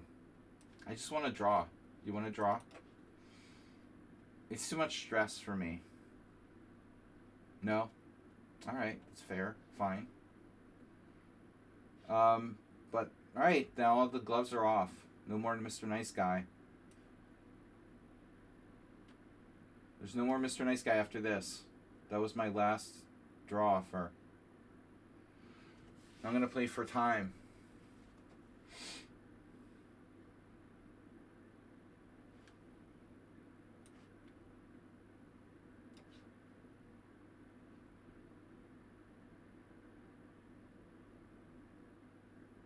You have that. I have no checks or anything?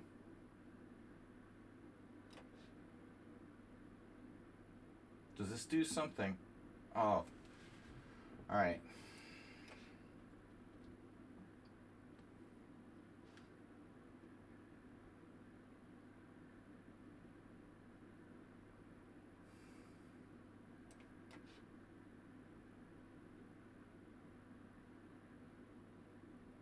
It's a little scary.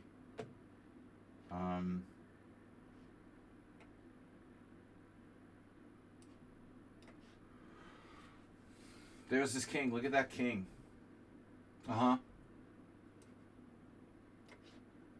Now I'm in trouble.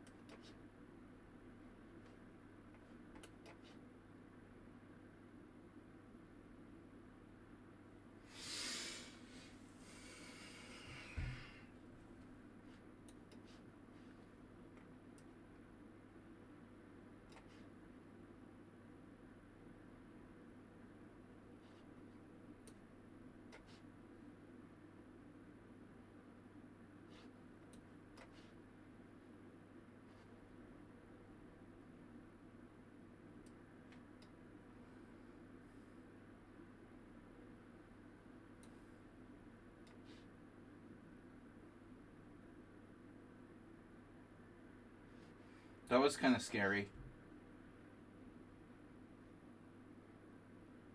Is that Zugzwang? You got me in Zugzwang again.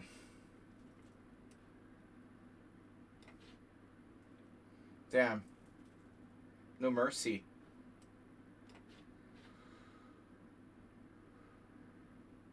You're gonna flag me, aren't you?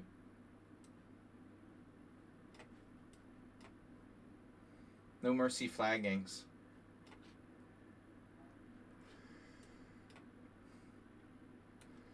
But I think you might have been winning at some point there. I was like, wow, I really played like an idiot in the end, though.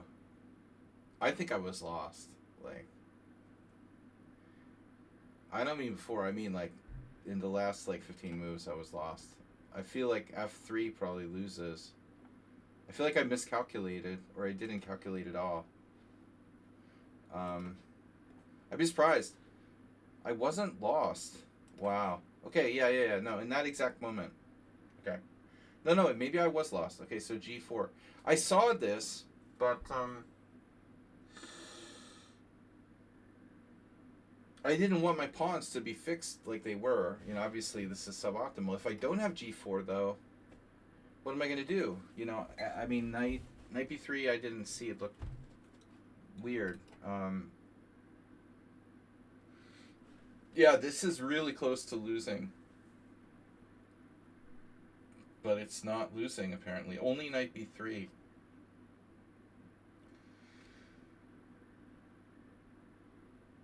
I would need time to find that move. I mean, okay, it supports my pawns, but I wanted this to liquidate the whole kingside. This was like, okay, if it works, then I'm totally equal. Wow. Shit, you have king e5? You have a lot of winning moves, apparently, after g4.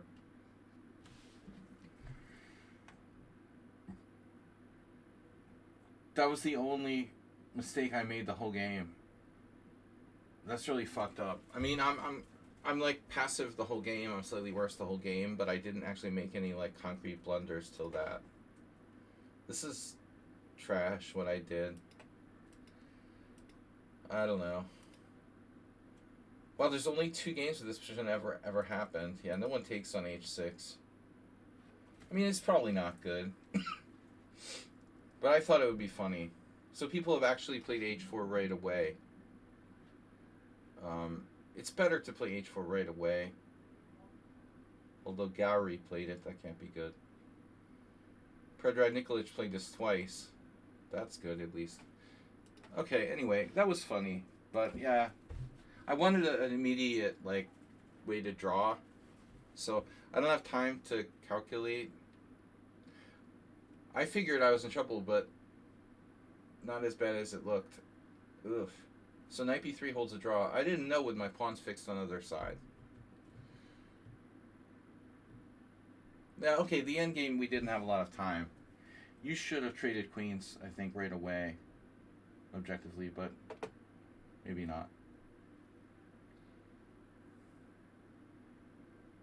It doesn't seem like a very exciting game, but actually there's some interesting points. I think that black is better the whole game. It's not much, but it's enough. But I don't want to play bishop takes h6, really. It's not a good move.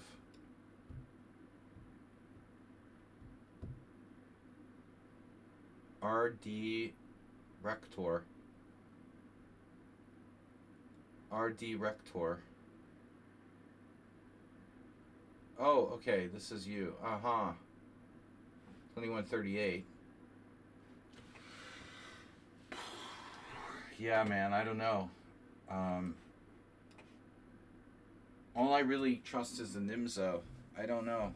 Yeah, you played f3. Okay, whatever. Alright.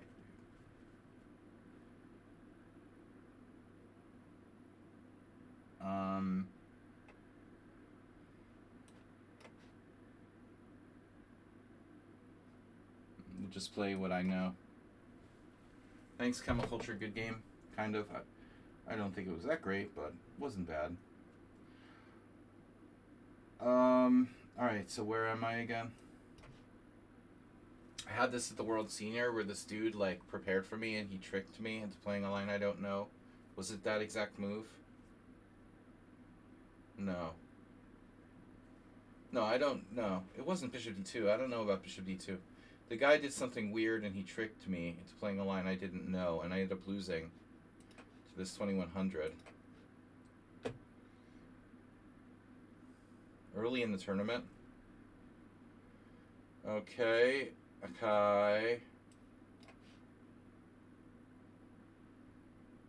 It's basically a really good snake Benoni, you know. That's how I view these lines.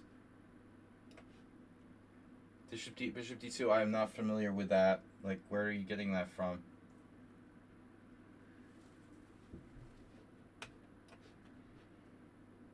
Knight takes E4.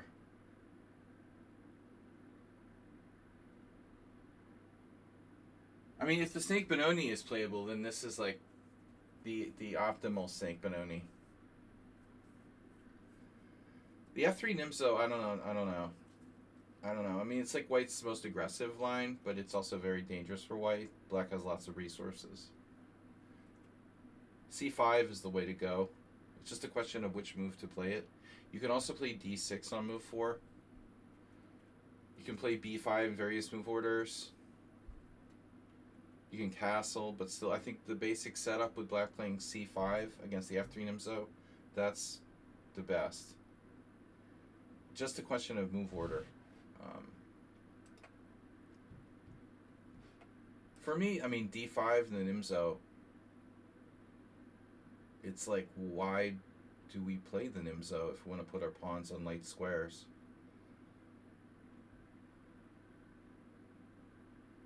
If you want to play the Queen's Gambit, it's funny how good the Rogozin is, you know? Because the Rogozin is like, you put your bishop on b4, then you play d5, and then you're like, nope, maybe I'm going to bring my bishop back to f8 or d6 or something.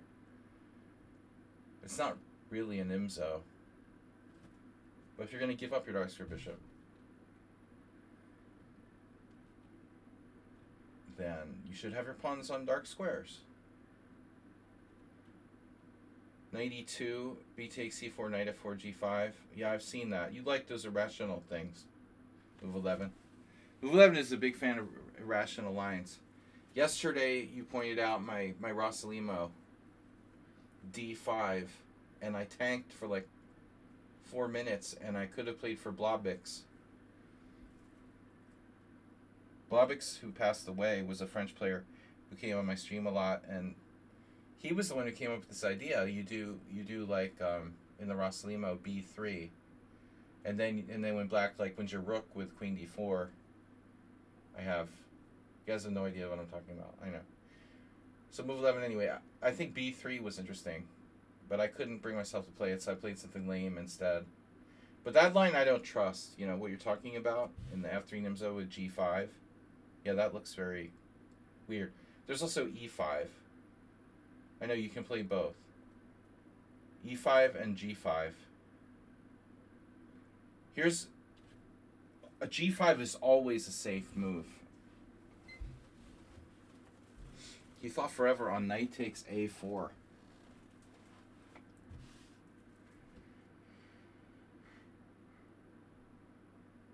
Knight takes e4. No. He thought forever on knight takes a4, but why? Why think so long on this move? Why do you think so long? Why? Ask why.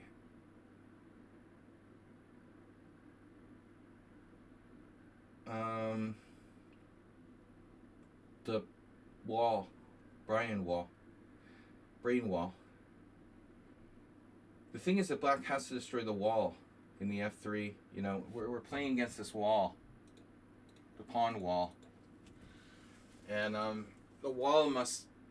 Well, you can either play around it or destroy it. You know, but it's a formidable, like, strategic force. But I think that Black is okay here. But if I don't destroy the wall, you know, it's going to be around and it's going to hurt me. a5. I'm just going to castle. And then sack a piece on e4. No. Maybe later. Now here you don't need to think too long. You play king takes d2. I'm resigning. Alright, so you still have the wall. You have a good wall. Your knight's on a4. You still need to sort out your kingside development. Am I threatening knight takes e4? Maybe you want to bring your knight back to c3.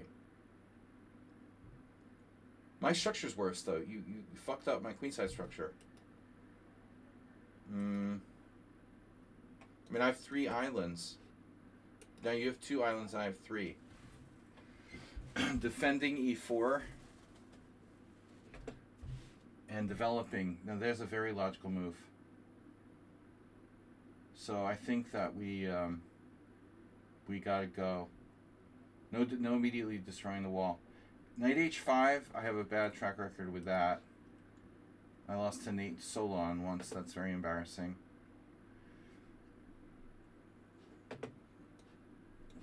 Huge chess blogger. Blog pro. I think that might have been the same year when I lost to Danny Wrench. That's bad. How are you all tonight?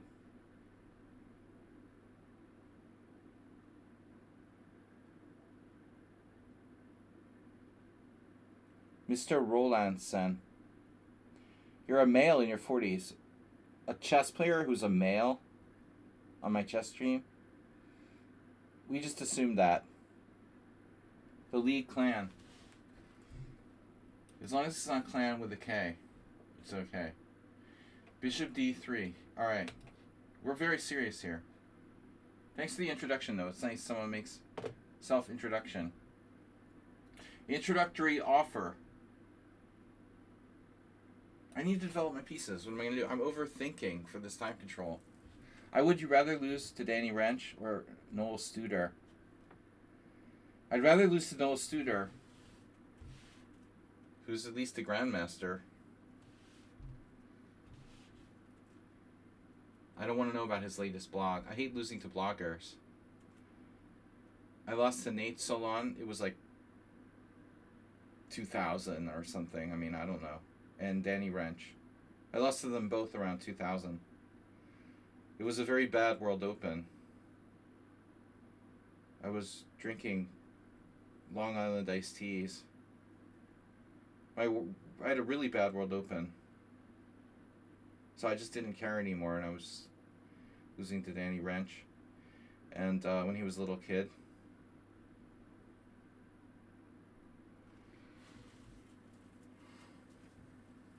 That Studer guy, yeah, he's Swiss.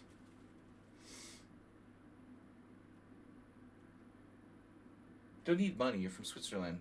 Don't need to be a rich and famous blogger. You already have money. What are you looking for here? Alright.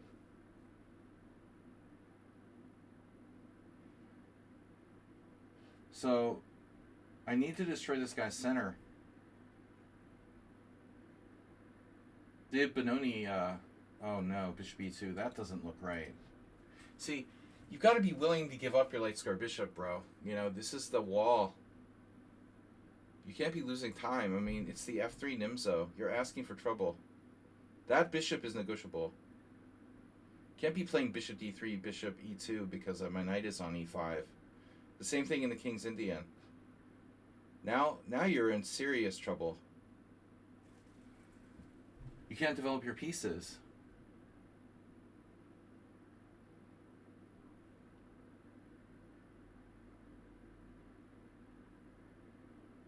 I think that rook e8 is a useful move anyway, although it would block knight's retreat. Okay, we need to think here. Knight h5 again brings back bad memories of losing to a young blogger.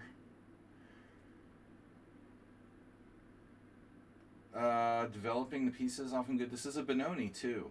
You know, I have queen b6, rook b8. We have a lot of things. We have the best things here. Is he threatening f4?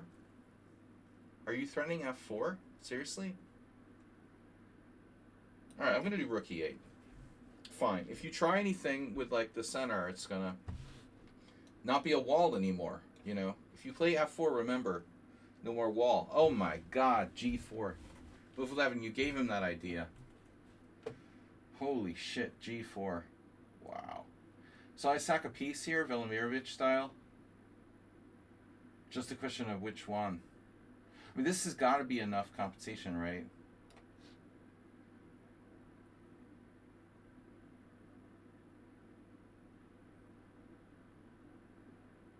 Two pawns for a piece.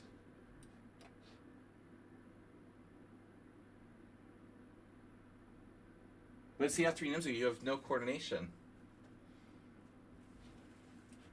I'm getting a third pawn on G4. Come on. I sacked my... What did I do? I sacked a rook in my game in the World Senior when I lost. I went completely berserk. I got carried away. The guy offered a draw and set me off. I should have taken the draw. I really hope I never have to play Danny Wrench again.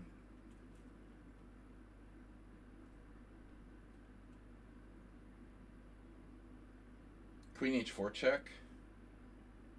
Okay, you have King F1 now. King F1 is a serious move. It's a good defense. So I need a way of increasing my attacking chances here. F5 is interesting. Opening it up. Development too. We've got a lot of stuff. Rook A7. You're gonna castle. F5, triple, double, triple, triple, double. Do you guys see that in the NBA? I don't really follow NBA. The other day, like last week, someone scored 100 points in one game. The second highest NBA score of all time after Wilt Chamberlain. Did anybody see that? That's fucking crazy. How's that even possible? You're castling queenside. Dude, how can anybody score 100 points in one NBA game? That's insane. That's insane. Wilt Chamberlain did that? And now someone else did it? I'm not even a basketball fan. I used to play basketball. I liked basketball, but I'm not talented. But it just totally popped in my head. 100 points in one game. Something insane.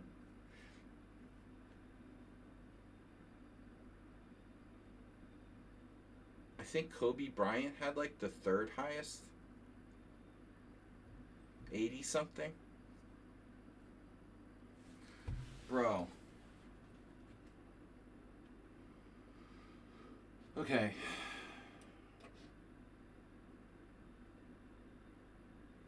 Overwhelming force.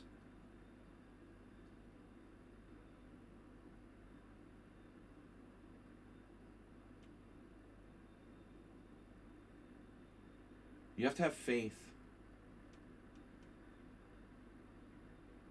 You're gonna go away again? I mean, this is ridiculous. I guess I should start calculating at some point. He's starting to run away again. Queen G5 check.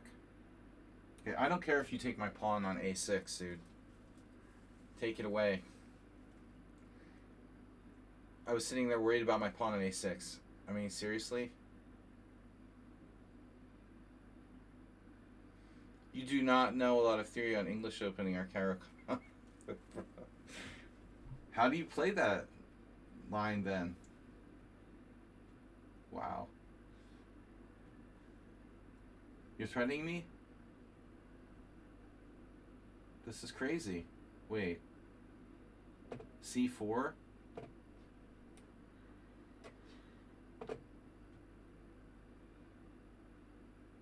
Bishop B1?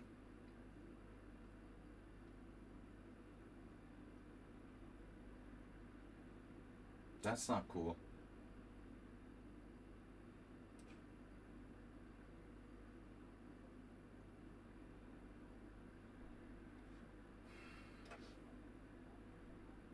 Yeah, I played this very badly. It's really kind of unclear now what's going on. Looks like I have 3 pawns for a piece, but I think the white is okay now. I've only played R Director 3 times. He was completely lost. I mean, it had to be completely lost. Now it looks unclear. He's able to develop his knight. Maybe not so easy, actually. Maybe not so easy. Not so easy. Okay, no one said it would be easy.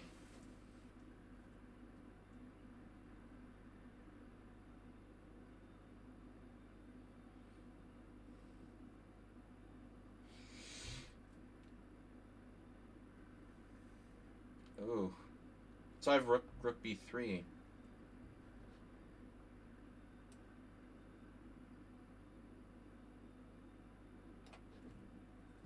No, he still has defense to that. I have c3.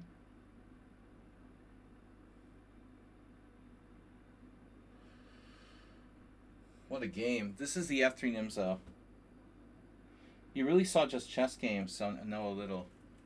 Yeah, but I mean, Redusa, you seem like too good of a player to not have an opening repertoire that you play. I mean,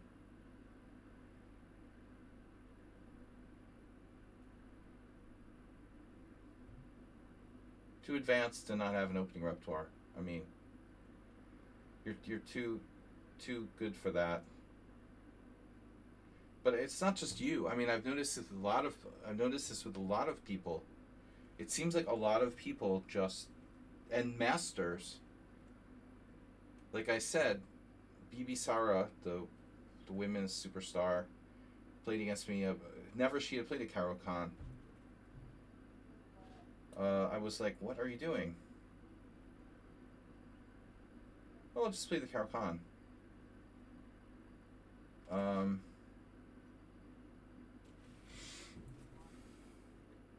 People seem to think that like they could just play stuff without knowing it, but that seems kind of silly to me.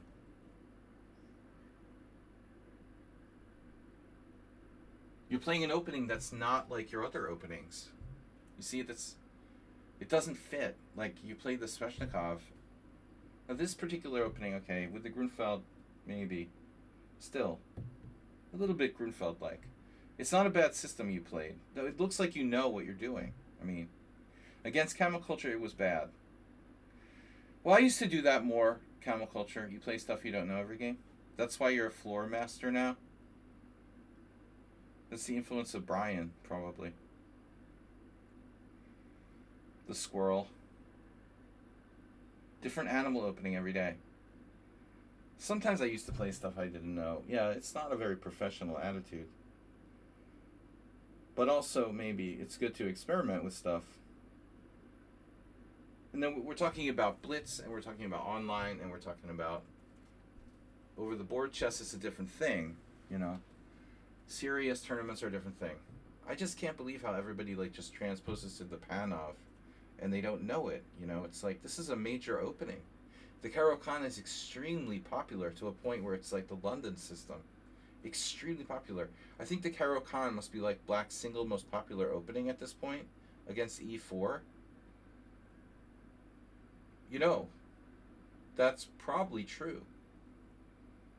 I don't know why. I guess it's easy to memorize or something.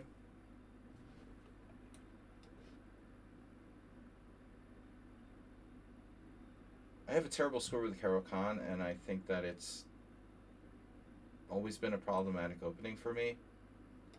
I don't know why, but where's the mate?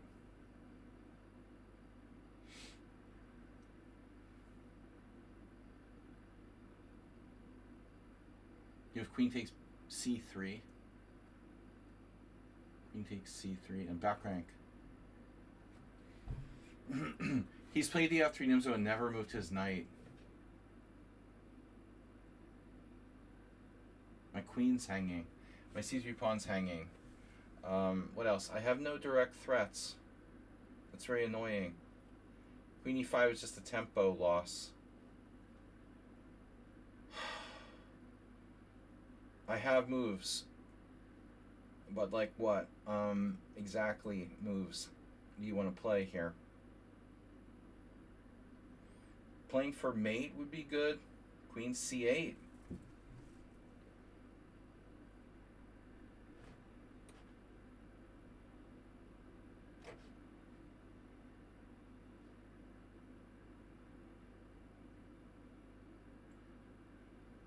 Right.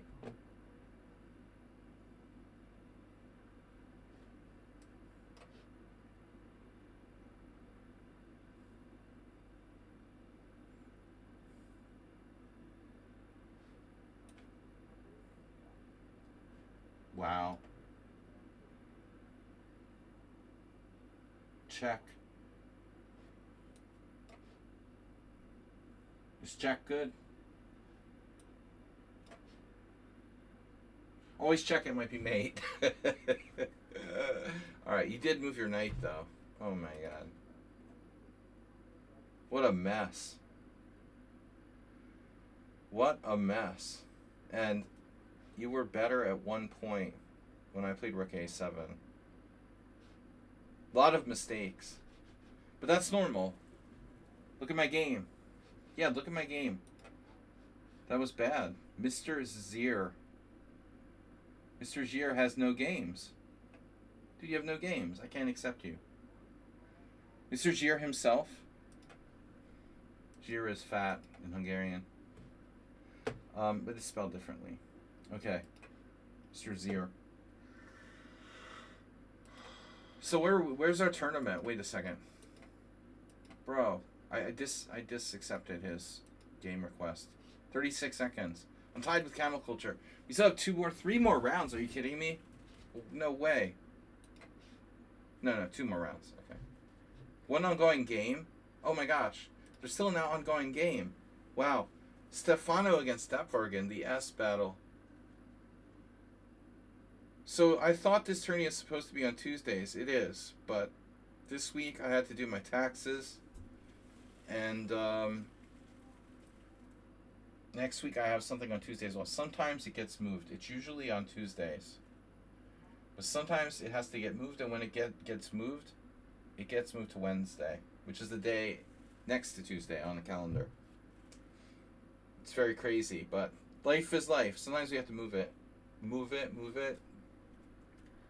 I usually do it on Tuesdays. There's no stream on Mondays, usually. It's my day off, and generally I would do it on Tuesday. That answers that question. Okay. Stepvargan. Guys, what are you doing here? Come on. Guys, can you stop this? I'm not going to watch this.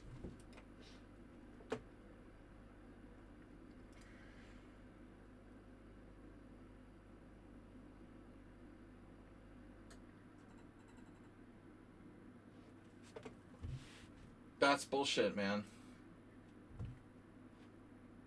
Ardusa won against Ruin. Can you guys please just draw so we can play the next round? Uber driver, what happened? You lost to Camel? Camel, you beat Uber driver? Oh my god. Oof, what was that? That looks bad.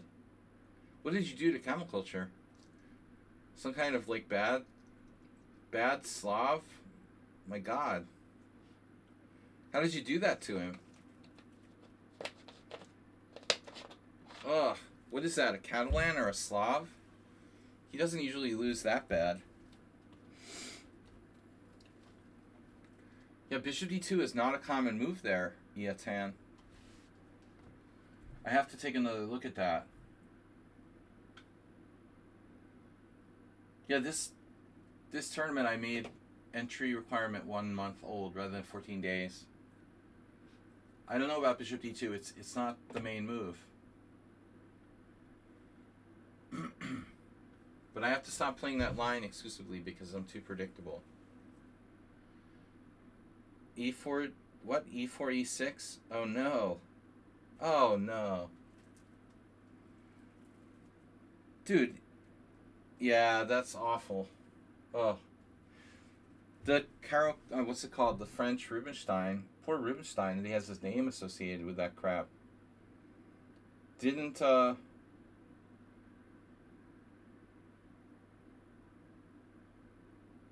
Rubinstein, I feel like, played the Byrne variation, more than really the Rubinstein, but I don't know. What do I know? I don't know. No one was good enough to punish Rubinstein back in those days.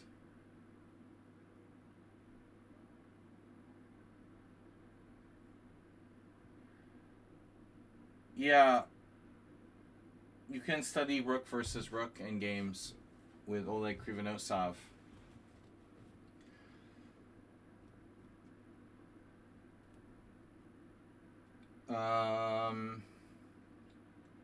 Two more rounds to go. But I don't know why any French player would choose to play the Rubinstein French. And we've talked about this in Mr. Coffee. It's just... It seems very illogical. Like, you play e6, you build the center, and then you trade it off. How does that make sense? The Fort Knox is kind of like a gimmick. Like, you play bishop d7, bishop c6. It sounds cool. It's the Fort Knox. I don't know who came up with that name.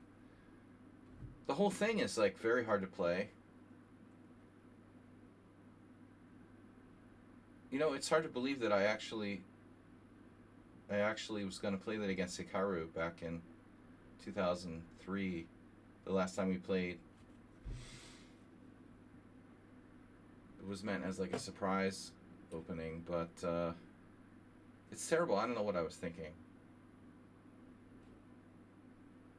I didn't understand chess as well as I do now, back, 20 years ago. Teaching chess helps you to understand the game better. And I do, although maybe I'm older and I perhaps am not as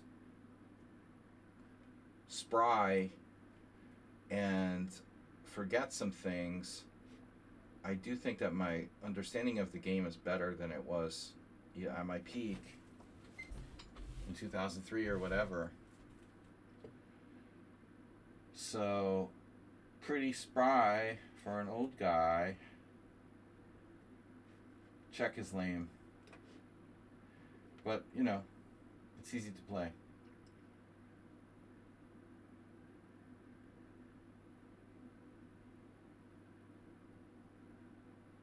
Magnus rehabilitated this. Well, I don't know. He usually steals other people's ideas, but I mean, the concept of bringing the bishop back to d3 in a lot of cases, like a Kopek, I think, changed the game. This is different, of course. This is like the standard way that black normally plays.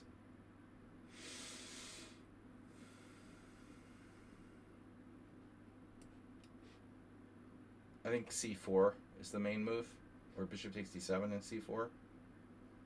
I like to play it like a Bogo Indian. Yeah, I don't know why people they think that playing the Rubinstein French is a good idea. But that's funny though, I thought it was like a Catalan. Dude, where was his dark square bishop? The end position looks like his bishop's on a8. Are you serious? How is that a French defense?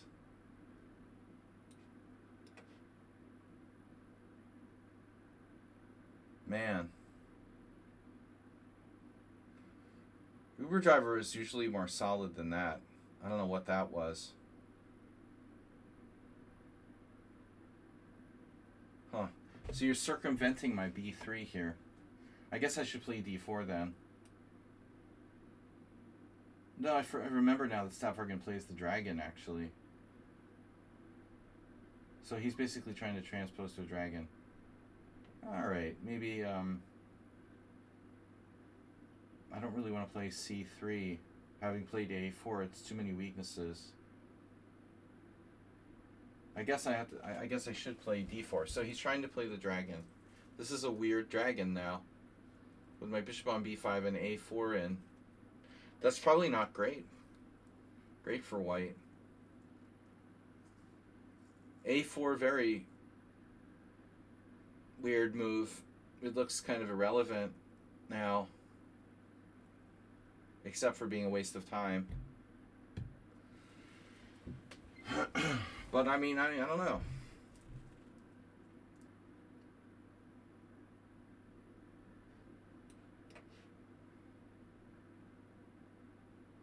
I've had these kind of positions with black, and it's not that easy.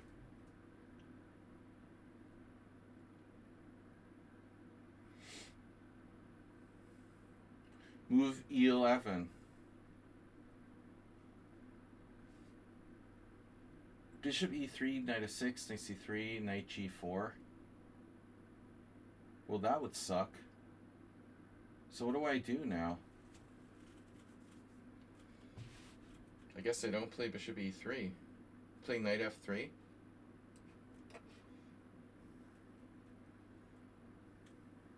What am I going to do? Lose more time. When in doubt, lose more time. Stopfargen is stronger than his score against me would demonstrate.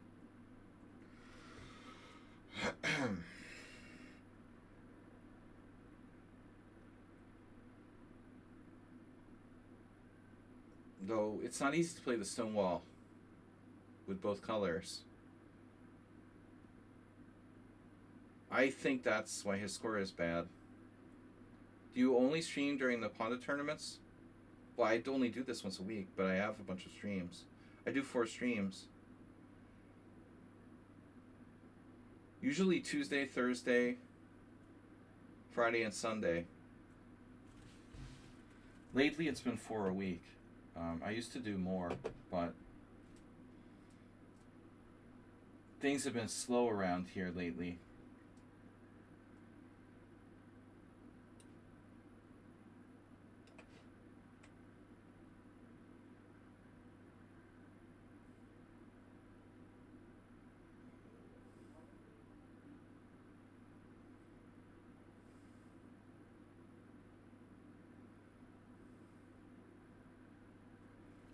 We're missing some of our old friends.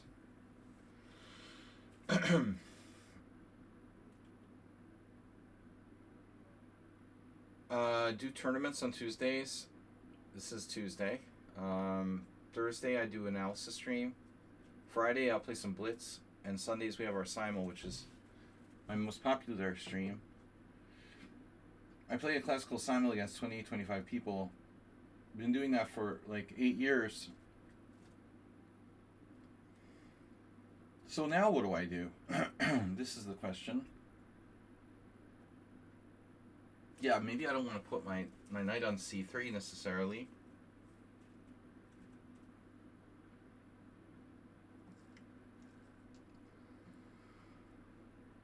But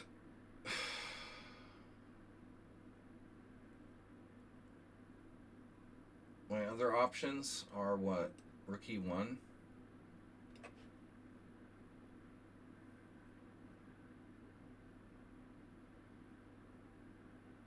This is totally like making it up as I go along. I was sort of out of book. I don't really play bishop b5, so I don't play bishop b5. I don't study it. I don't know it. And after bishop d7, a4, I'm just on my own. The main move is like bishop takes d7 and c4. I don't play this with black either. I think it's overplayed and not that dynamic. It's the safest way to play with black, objectively, against the bishop b5 Sicilian, but also the least interesting of the 3 moves. I've played all 3. So anyway, I want to thank Gabble Trollmops for donating 200 bits today. If you guys donate or subscribe, you do take away Mr. Coffee, who's the stream boss. Take away his health. He's down to 2,545. So someone followed. RRIDS followed. That takes off like 5 health. Rook c8. Stereotypical Sicilian move. In stereo. c3. What else can I do? c3 looks okay. It's a Joko piano.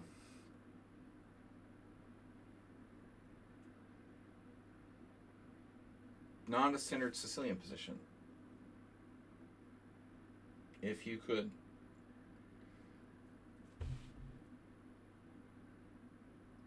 put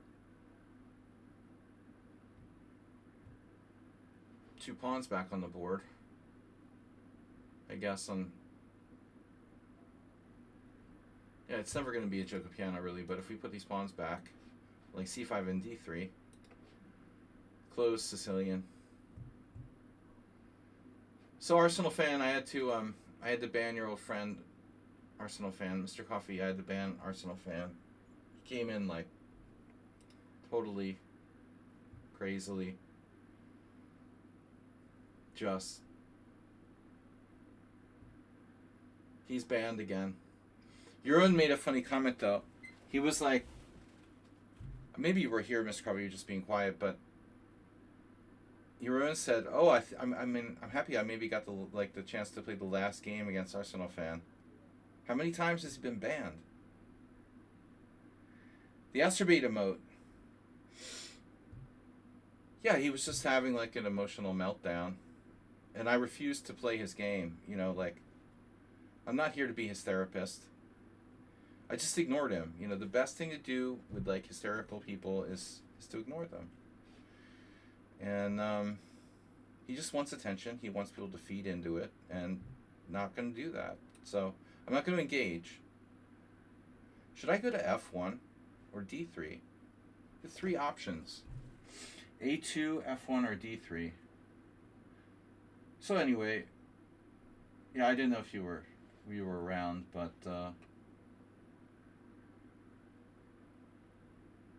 I hate to have to do that, you know, but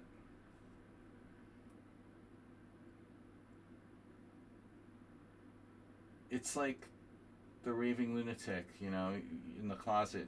You just gotta stuff him in there and hope he calms down or something.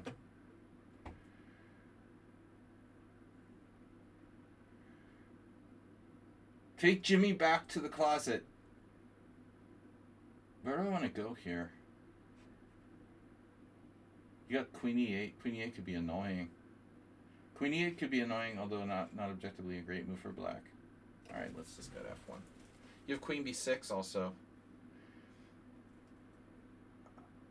He missed it 7 times. He's been banned 7 times. Just 7. He's a problematic person. But unfortunately, certain people who are problematic have redeeming qualities. Anyways, nothing against him. I like him, but we can't be having that, you know, behavior. Acting out or whatever.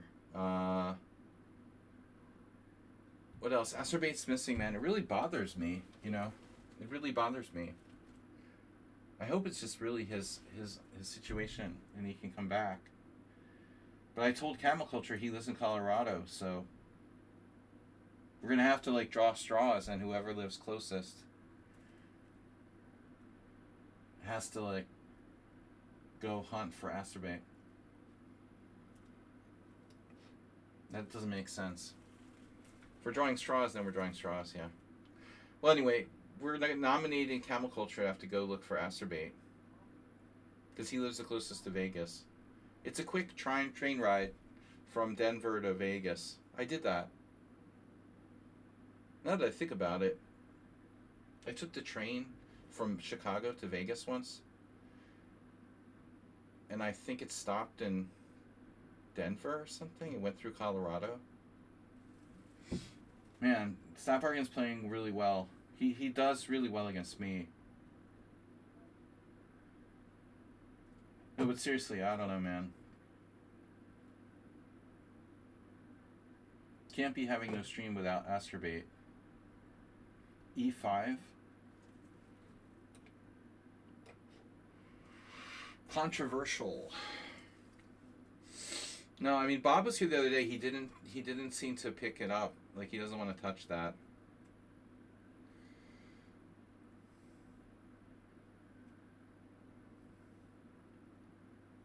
No, but Bob's weird.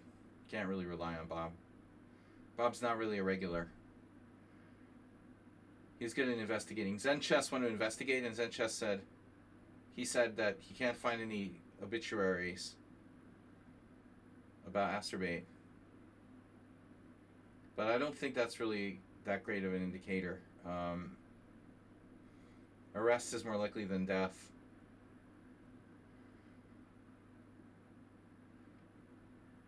I can't find any arrest information on Las Vegas. There must be some kind of website that shows, like, you know, police. You know how, like, every city has these, like, police news or whatever? You know, usually there's some kind of reports about people get arrested. It's like public information. I don't know. Maybe it's not public information. Court dockets. Yeah.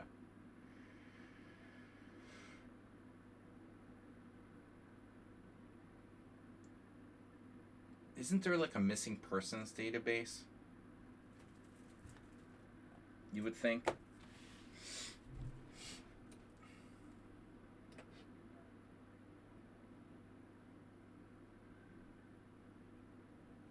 You have to officially be a missing person, though, and that takes like a long time or a big deal. You know, it's not easy to become a missing person. Someone has to report you missing. It has to be a certain amount of time. All right.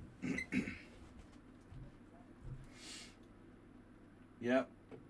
Just keeps making good moves. That pawn looks kind of weak, though, doesn't it?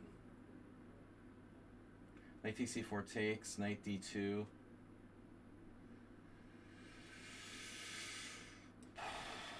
Knight a3 or knight d2? Maybe knight a3.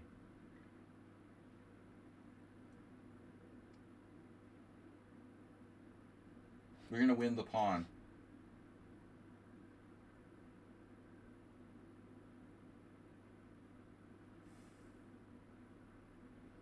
Exchanging sacrifice. Exchanging sacrifice. The exchanging sacrifice here is a very risky proposition. Proposition 20.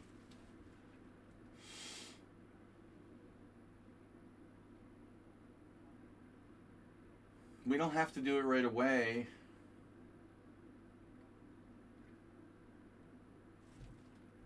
Damn, I don't know, guys. I don't know what to do.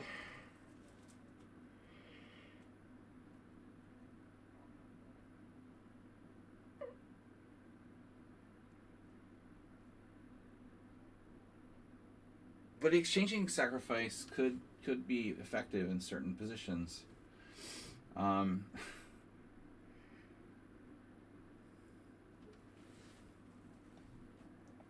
I don't get Astrabates. Maybe his funding collapsed or something. I don't know. I just don't get it. Like, why you say your iPad doesn't... You're getting a new iPad. Why would that take 3 weeks to get a new iPad or to sign into your new account?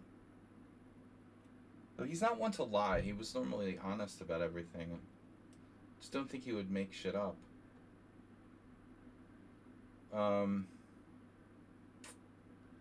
Takes, knight f4.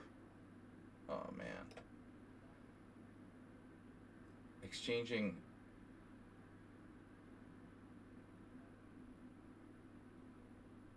Bishop e5 was my original plan, but he's got takes, knight f4.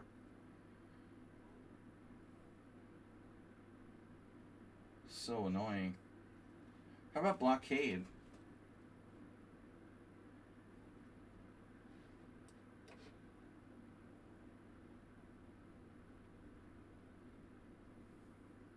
Oh shit, Karpov style? Like knight c2, knight b4? A knight wall? Let's do that. Takes, knight f4, knight c2. No. It's not so simple. Knight f4, he's starting knight d3. I have to be willing to take the knight on d3 and then blockade. How do I do that? Not so easy. Shit. I have d4. Maybe d4. Knight c2, knight d4, but then my b2 pawn is very weak. Combo. Knight b5. Knight c2 would give me a combo draw. He has rook d2. Are you kidding me?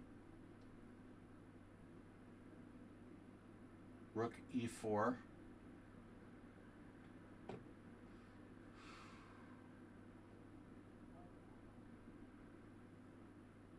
I don't know, man, but Safarkin got some kind of upgrade or something. I mean, he's been playing better lately.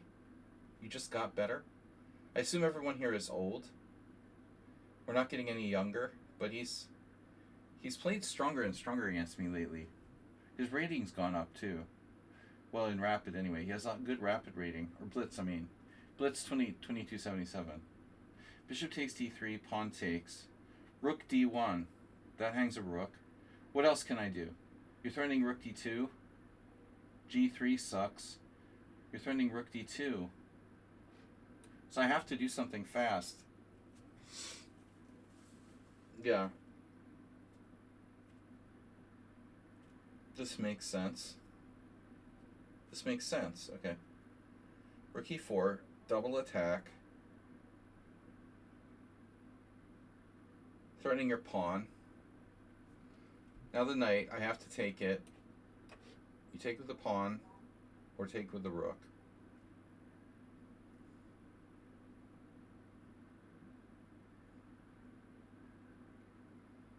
He takes with the rook, I can blockade.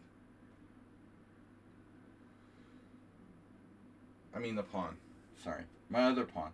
Your other rook. Rook e2. Still blockade. Too late. Knight b5. Knight c2.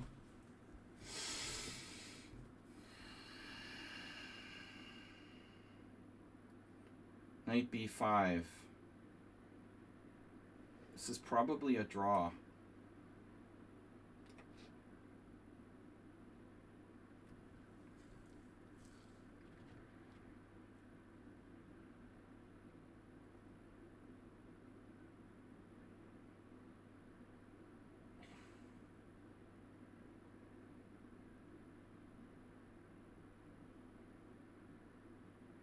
It looks like it's going to end up being a draw. I mean, not the move I necessarily expected, but pretty much the same thing. I can't defend my B pawn. But wait a second now. No, he's going to save his bishop. Wow. Alright, but this is going to get sharp.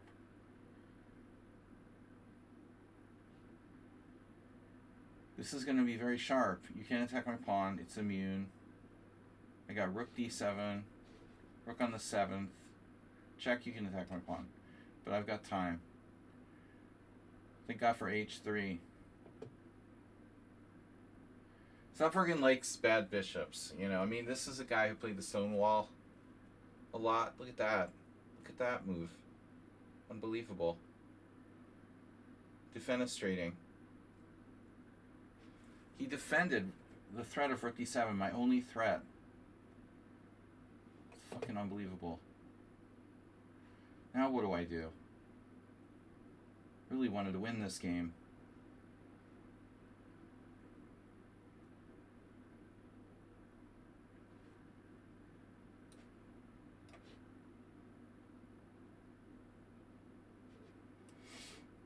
Defend your weakness before it's attacked.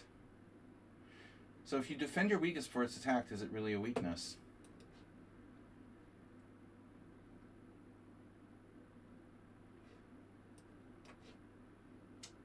I don't know if this is such a good move. We'll see. Ah.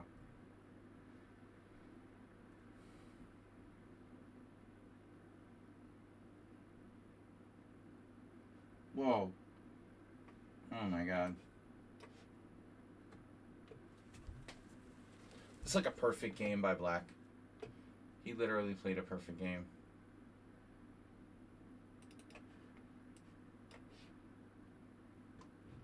I'm not going to play for time, you know? I mean, you played like a perfect game, bro.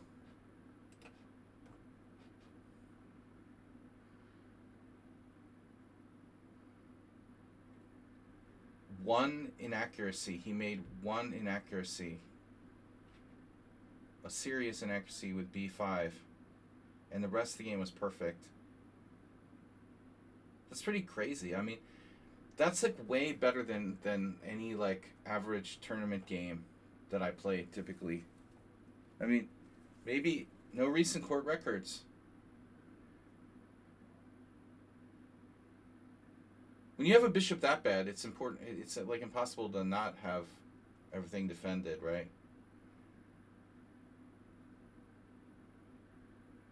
You're used to playing with a bishop that bad. It's always protecting something. It's like part of the pawn chain. I'm not gonna play to like flag people. You know, it's stupid.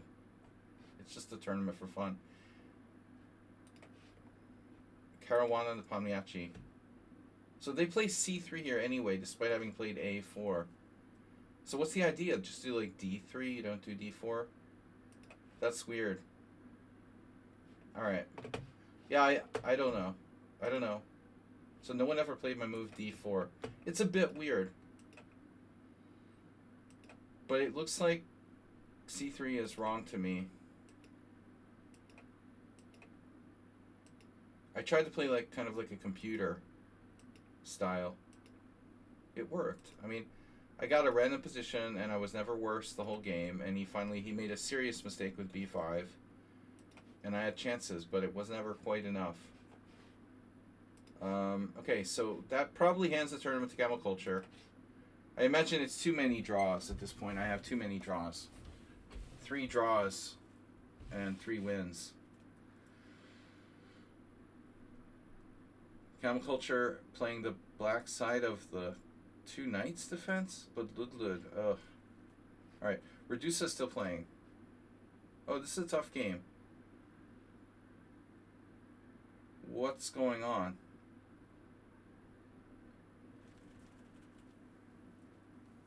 Rook and bishop probably is a win, huh? Well, if you trade pawns, it's a draw, but how does white trade off black's e5 pawn? I don't see that happening, and I think it's just a win. This is a win. So you seriously look for court records? Yeah, nah. You could have been arrested. Say he was arrested. There's no necessarily records of that. Arrest records. It's hard to find someone. What? Wait, just sacked his rook? Oh, he's going that way. Oh my god. I had no idea. Wow. I thought white was coming this way. Oh no. Oh no, that's not good. Both sides have queens. What? Bro, was he winning there? What did Redusa just do? Redusa had tons of time. Here he had tons of time and just gave the guy a draw. So on queen e3 check, isn't it like forced mate? Wow, you guys. It's not a win. It's white's turn. Oh, black's in check. Oh, you didn't tell me he was in check. Okay, he was in check, so it's a draw. Okay.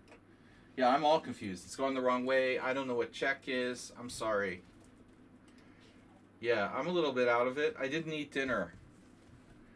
I had like chili yesterday. I drank a beer, and I like all night after eating chili in the day and then having a beer at night. I had this terrible acid indigestion. I couldn't sleep all night, and it was horrible. And I have like adult onset asthma, which gets worse when you have like. It gets worse when you have like gastrointestinal stuff. So it was a terrible night. I didn't sleep very well. We got to be careful what I eat. You know, it looks like we've reached that point where we got to give up the sugars and stuff like that, and start being careful about what we eat. Like when I eat not too much bread and sugar, and it's okay. Getting old sucks, guys, right, Mr. Coffee? Uh, but Camel Culture overtook me now. Our last hope, but I mean, who's left for there to be a draw? Camel Culture only, yeah, he had a half point bye and he drew with me. He's gonna win the tournament. It's over. I guess he'll play maybe our director. I mean, our director has a small chance. He would be the best chance. I mean, you know, looks like Jeroen left. I don't know why. He left. It's a long tournament, guys. Thanks for playing. Mr. Coffee, you should have played, brah. What's your excuse? It was funny, Arsenal was like raging and I thought he must have lost, but it turns out he won a game against Jeroen. At least he went out on a positive note.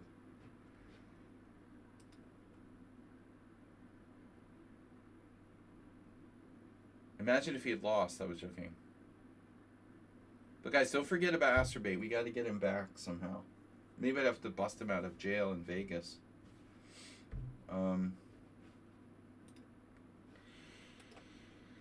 I don't know.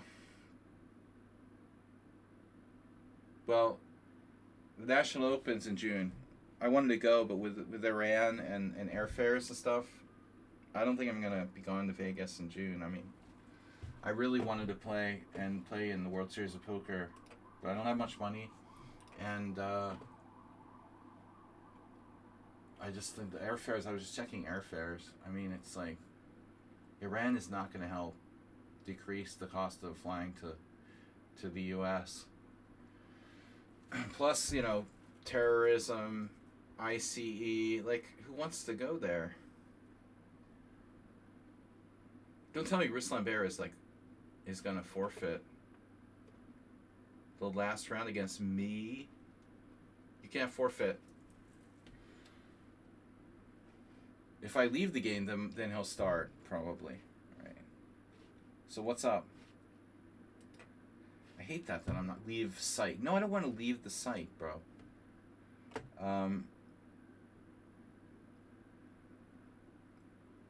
Somebody said Mozilla Firefox was going to start. I don't use Firefox here. This is Google. But Firefox was going to do split view feature. Like, I use Google and Firefox on different computers. Alright. So Ruslan is here. And he played D4. Dude, nobody wants to go to the World Cup. Dude, Mr. Coffee, seriously? You know, it's funny that you say that because I was just thinking, I didn't know if he has a chess.com account. Oh, no way. Because I crossed my mind today. I was desperate. I was thinking maybe he has the same account. Oh, shit, it's the same name? I was just wondering. Oh, it's him? Wow. Oh, that's great. That's really good. That's a very good sign. Well, then he's definitely still alive. It's not like somebody else would log in on your account. Then he's definitely still alive. And he wanted to play chess, or at least I would guess, unless it was the FBI checking his account. Could just be tech issues. This is a tricky line, actually. Ruslan's playing. I had some bad experiences here. One of White's best, maybe White's best line here. This is new too. So that's good, Mr. Coffee, probably. You know, it's just like the police checking Asterbait's phone. No. I assume it's him. I would assume that it's him. So you're not supposed to play takes. You have to play D5, I believe, is the best move. Maybe the only good move. D5. Isn't that the game I played with number of players? Like D5, B5? D5, B5, Queen A5 check, Knight C3. We've seen games. I thought it was like Robert Markush. Maybe. But DC5 is not good. Yeah, his iPad, he said, was keypadded and it couldn't work, so they had to send him a new iPad. And he had to, like, his account was closed out, locked out. So, but who takes 3 weeks to, like, get back into their account? He has issues, you know, so we were worried. Hopefully he's okay.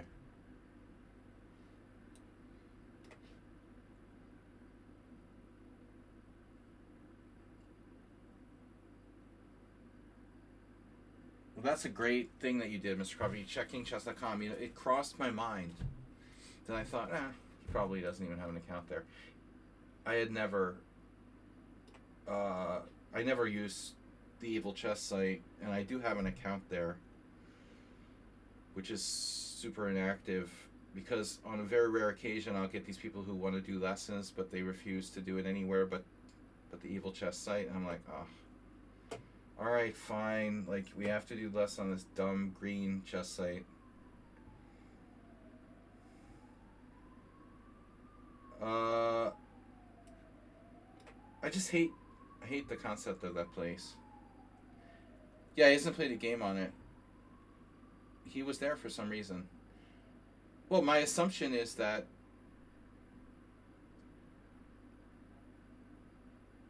he can't get in his Chess account, because if he could, he would be there. So somehow he could get into chess.com, but not his Chess account. Could be that it's like connected to like a different email or something like that. Maybe he has access to an old email, but maybe, I don't know, you know.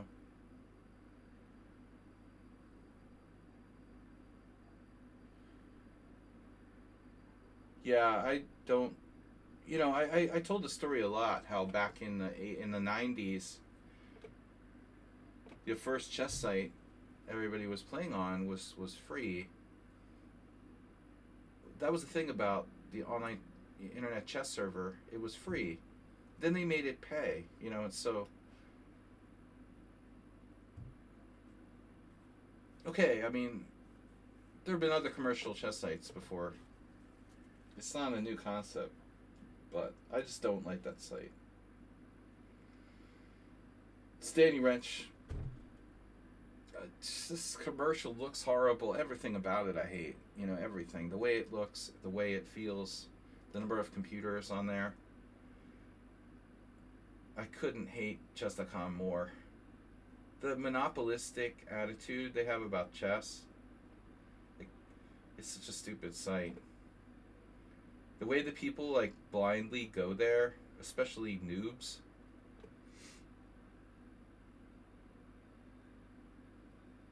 I hate when like the New York Times quotes like chess.com or something. I'm like, I want to puke.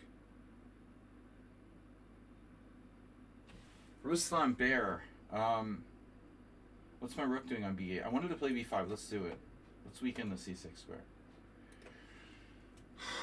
I don't know. You get these people, like, they have to write an article about chess for the New York Times. They always get, like, the same guy. Some guy who does random sports articles. And they always go there, like, according to chess.com. Dude, that's not the world of chess, really. It's just a for-profit site. Noobs just assume, you know, they just assume. Your mom said Yoko Ono recently did a cheese.com thing. We're getting desperate now. Damn. I mean, Yoko Ono is getting desperate. It's like, Jesus Christ, bro.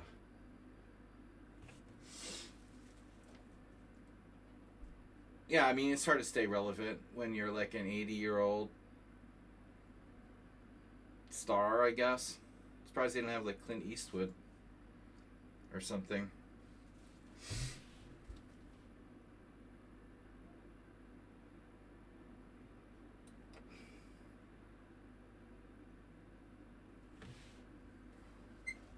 She's 93. Yeah, Clint is probably getting up there. 93, bro. Got to keep the coffers full.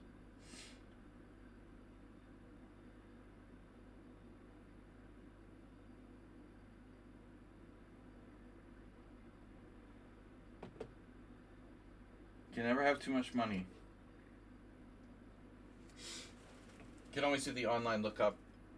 What is Yoko Ono's net worth? I hate that. Have you guys done, like, what is Saji's net worth? I'm sure a lot of people have looked that up. Saji's net worth.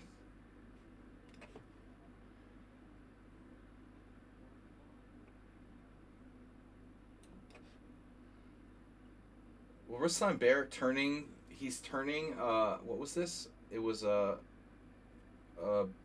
London into a Sicilian. You have half of Saji's net worth in boxes. Dude, you have, you gotta do a survey to see if I left you with score sheets or not at some point. That's the emotional, I mean, you know. I've got my baseball. Oh, what tragedy the last 10 years of Saji's life has been. Well, the last 7 years, 8 years, 10 years. I should have moved back to the United States back in the day.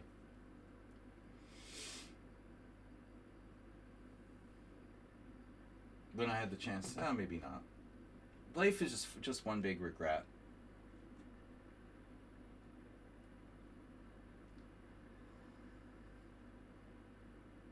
I don't know, Mr. Coffee. You got half of my savings there. Well, actually, Uber driver has a bunch of my books. He's going to need, you guys are going to need to coordinate. Put it all together. No, I appreciate your help.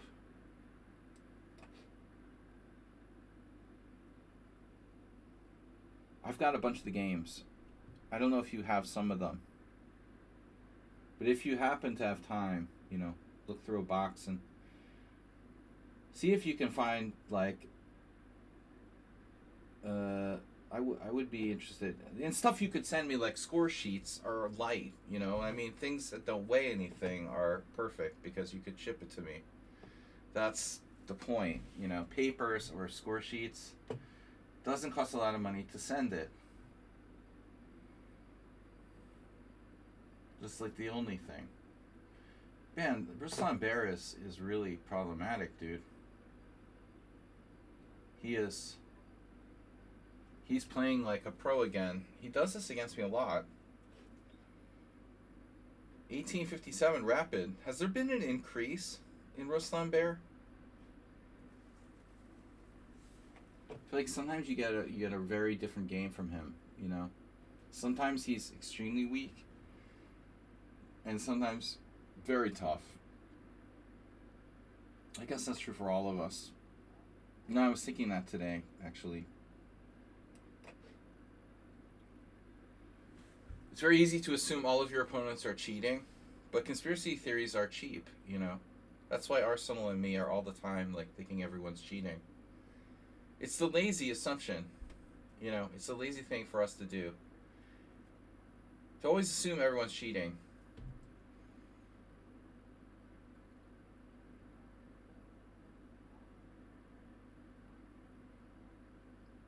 The problem is some of them are. Bishop b5. Do I have this? That would be a trade of queens, but actually he's not. Kramnik. Yeah, I don't know what happened to Kramnik, dude, but I'm sure like the Russians having a war in Ukraine didn't help him. Where does he live, by the way? He doesn't live in Russia, right? Does he live in Europe or something? Switzerland or some shit? Well, who knows, Krennic's crazy. How did he get so crazy? He seemed relatively normal before. I mean, something happened to that dude.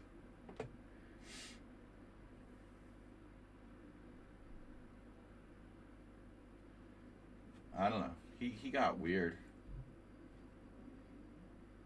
mean, Kasparov just like rolled over and gave him the world championship. I don't know why he acts like he's so great, you know. By the way, just saying. Kasparov like literally rolled over and gave him the world championship without a fight. I mean, if you're telling me that Kasparov couldn't beat him a single game in that match, give me a fucking break, dude. Kasparov didn't try. I mean, at the end of the day, he didn't really try. He was totally unmotivated. It was like watching Anand play Carlsen in their first match or whatever.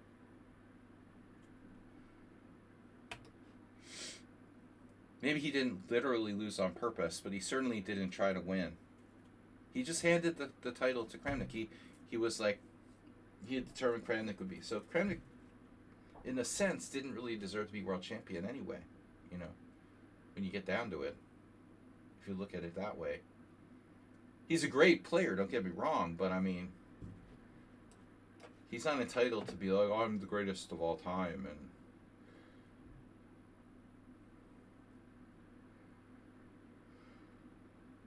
he's not entitled to like a Bobby Fischer style craziness. Now here, I did miss something. I was looking at stuff like Queen A6, but you have stupid Rook A1.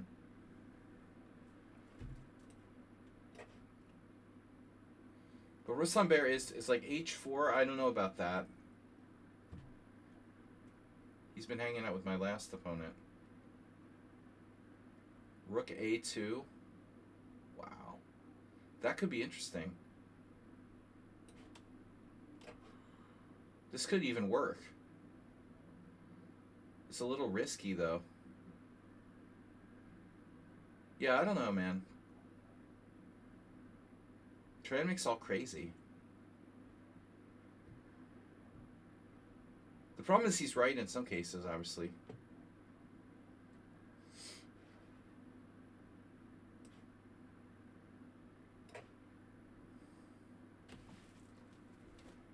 But I mean, he made like Navarra have a meltdown.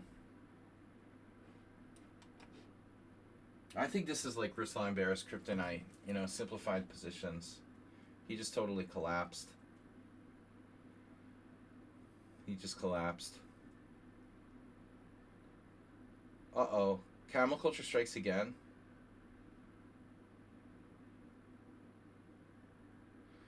Right. Yeah, if you accuse everyone of cheating, you have to be right.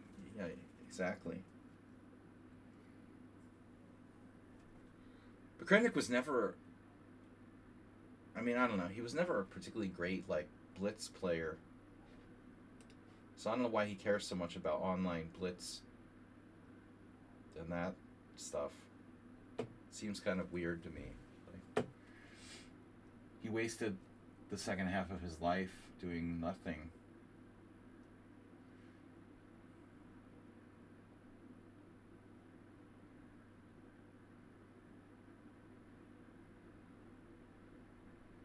All right, Ruslan, thanks for the draw offer. You're very sportsmanlike. Okay, back tournament. So Camel Culture was 7. Sorry, 6.5. Sorry, wrong again. Here's Uber Driver Redusa. Wow, Uber Driver with 50 seconds left. Which way are we going? I'm black, you're white. I'm Redusa, you're Uber Driver.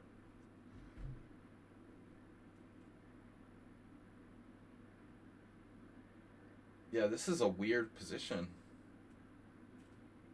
Black's real active. Oh, hanging a pawn with check. That can't be good.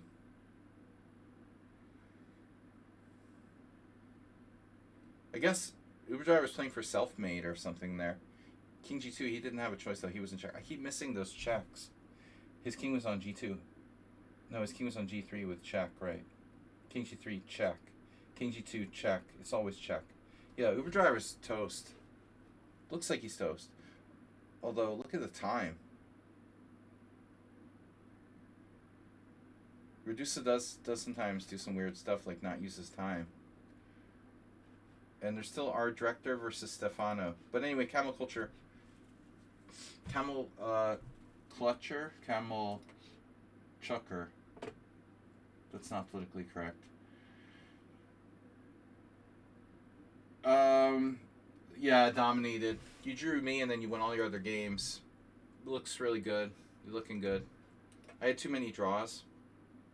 I'm just playing friendly style, though. You know. So, is Reducer going to blow this? 2 connected past pawns.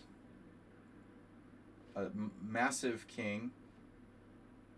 Centralized knight, but the bishop.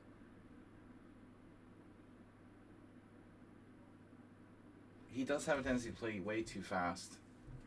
I could see Reducer blowing this. Where did Uber's time go? You know, he normally plays fast. Where the hell did he spend like 10 minutes? What the hell happened here? Oh no, it was this. He's doing the Verisov again. G6 against the Verisov. What was the game you were citing?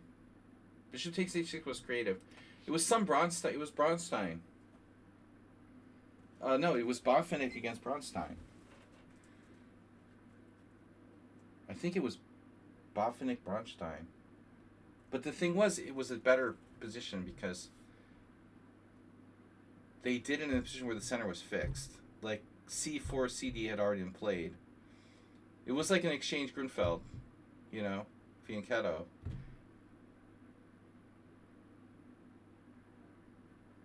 Whenever you put the knight on h6, there's this danger of h4, h5.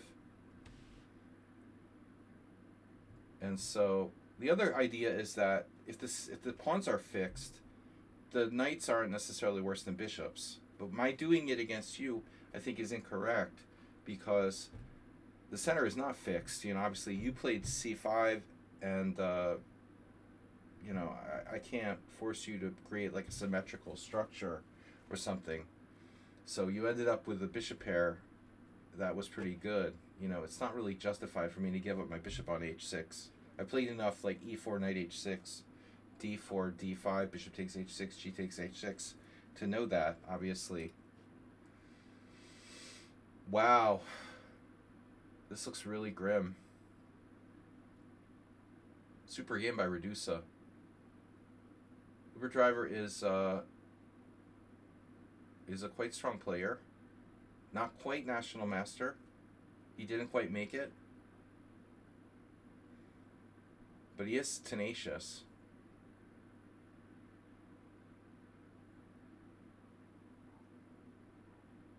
He also has part of my chess library in his basement, so that probably made him stronger.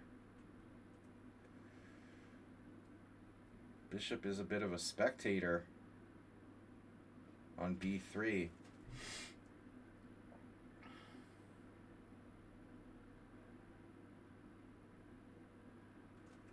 I wouldn't be surprised if he swindles Reducer here, who plays too fast. That c-pawn is... The c-pawn is really moving. Look at that. Wow. Wow, c3. Oh my god. What's happening here? Call Walter Brown. Rip.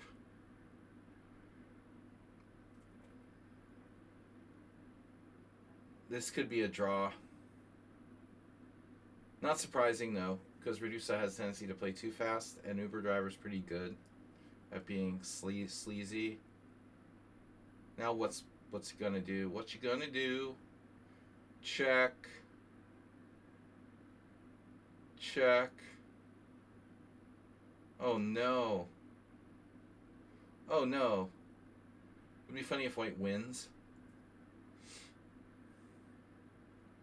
So you could still win. Draw. Not a draw yet. Fruja Carlson. Alright. Great game, guys. Very well played. Just kidding. Okay. Camel Culture deserved first place, even with a half-point bye. The believe that game you're asking about was Botvinnik Bronstein, but I could have got the colors wrong. And Camel Culture first place. I'm second. Redusa in third, who played really tough today. Uber driver couldn't keep up with us. Got to get the pedal to the metal. Our director getting better. Lud, try a different time control. Stapvargan, you lost the last round against Culture Tough, but you played pretty tough today. Good draw with me. Stefano, Ruslan Bear, and Rowan. Thanks, guys, for tuning in. Tomorrow is analysis stream Thursday. So if you are a subscriber, please please send me games to analyze for tomorrow night's stream. And other than that, I will see you then tomorrow night. Thanks all for playing. It was fun. Thanks to National Master Culture for joining us. And hope to see you guys tomorrow night. I will thank you again. And then Friday Blitz, Sunday Simul. Thanks for all of your kind support. And don't forget, if you're interested in lessons, send me an email. Also, donations are welcome. We'll see you later, guys.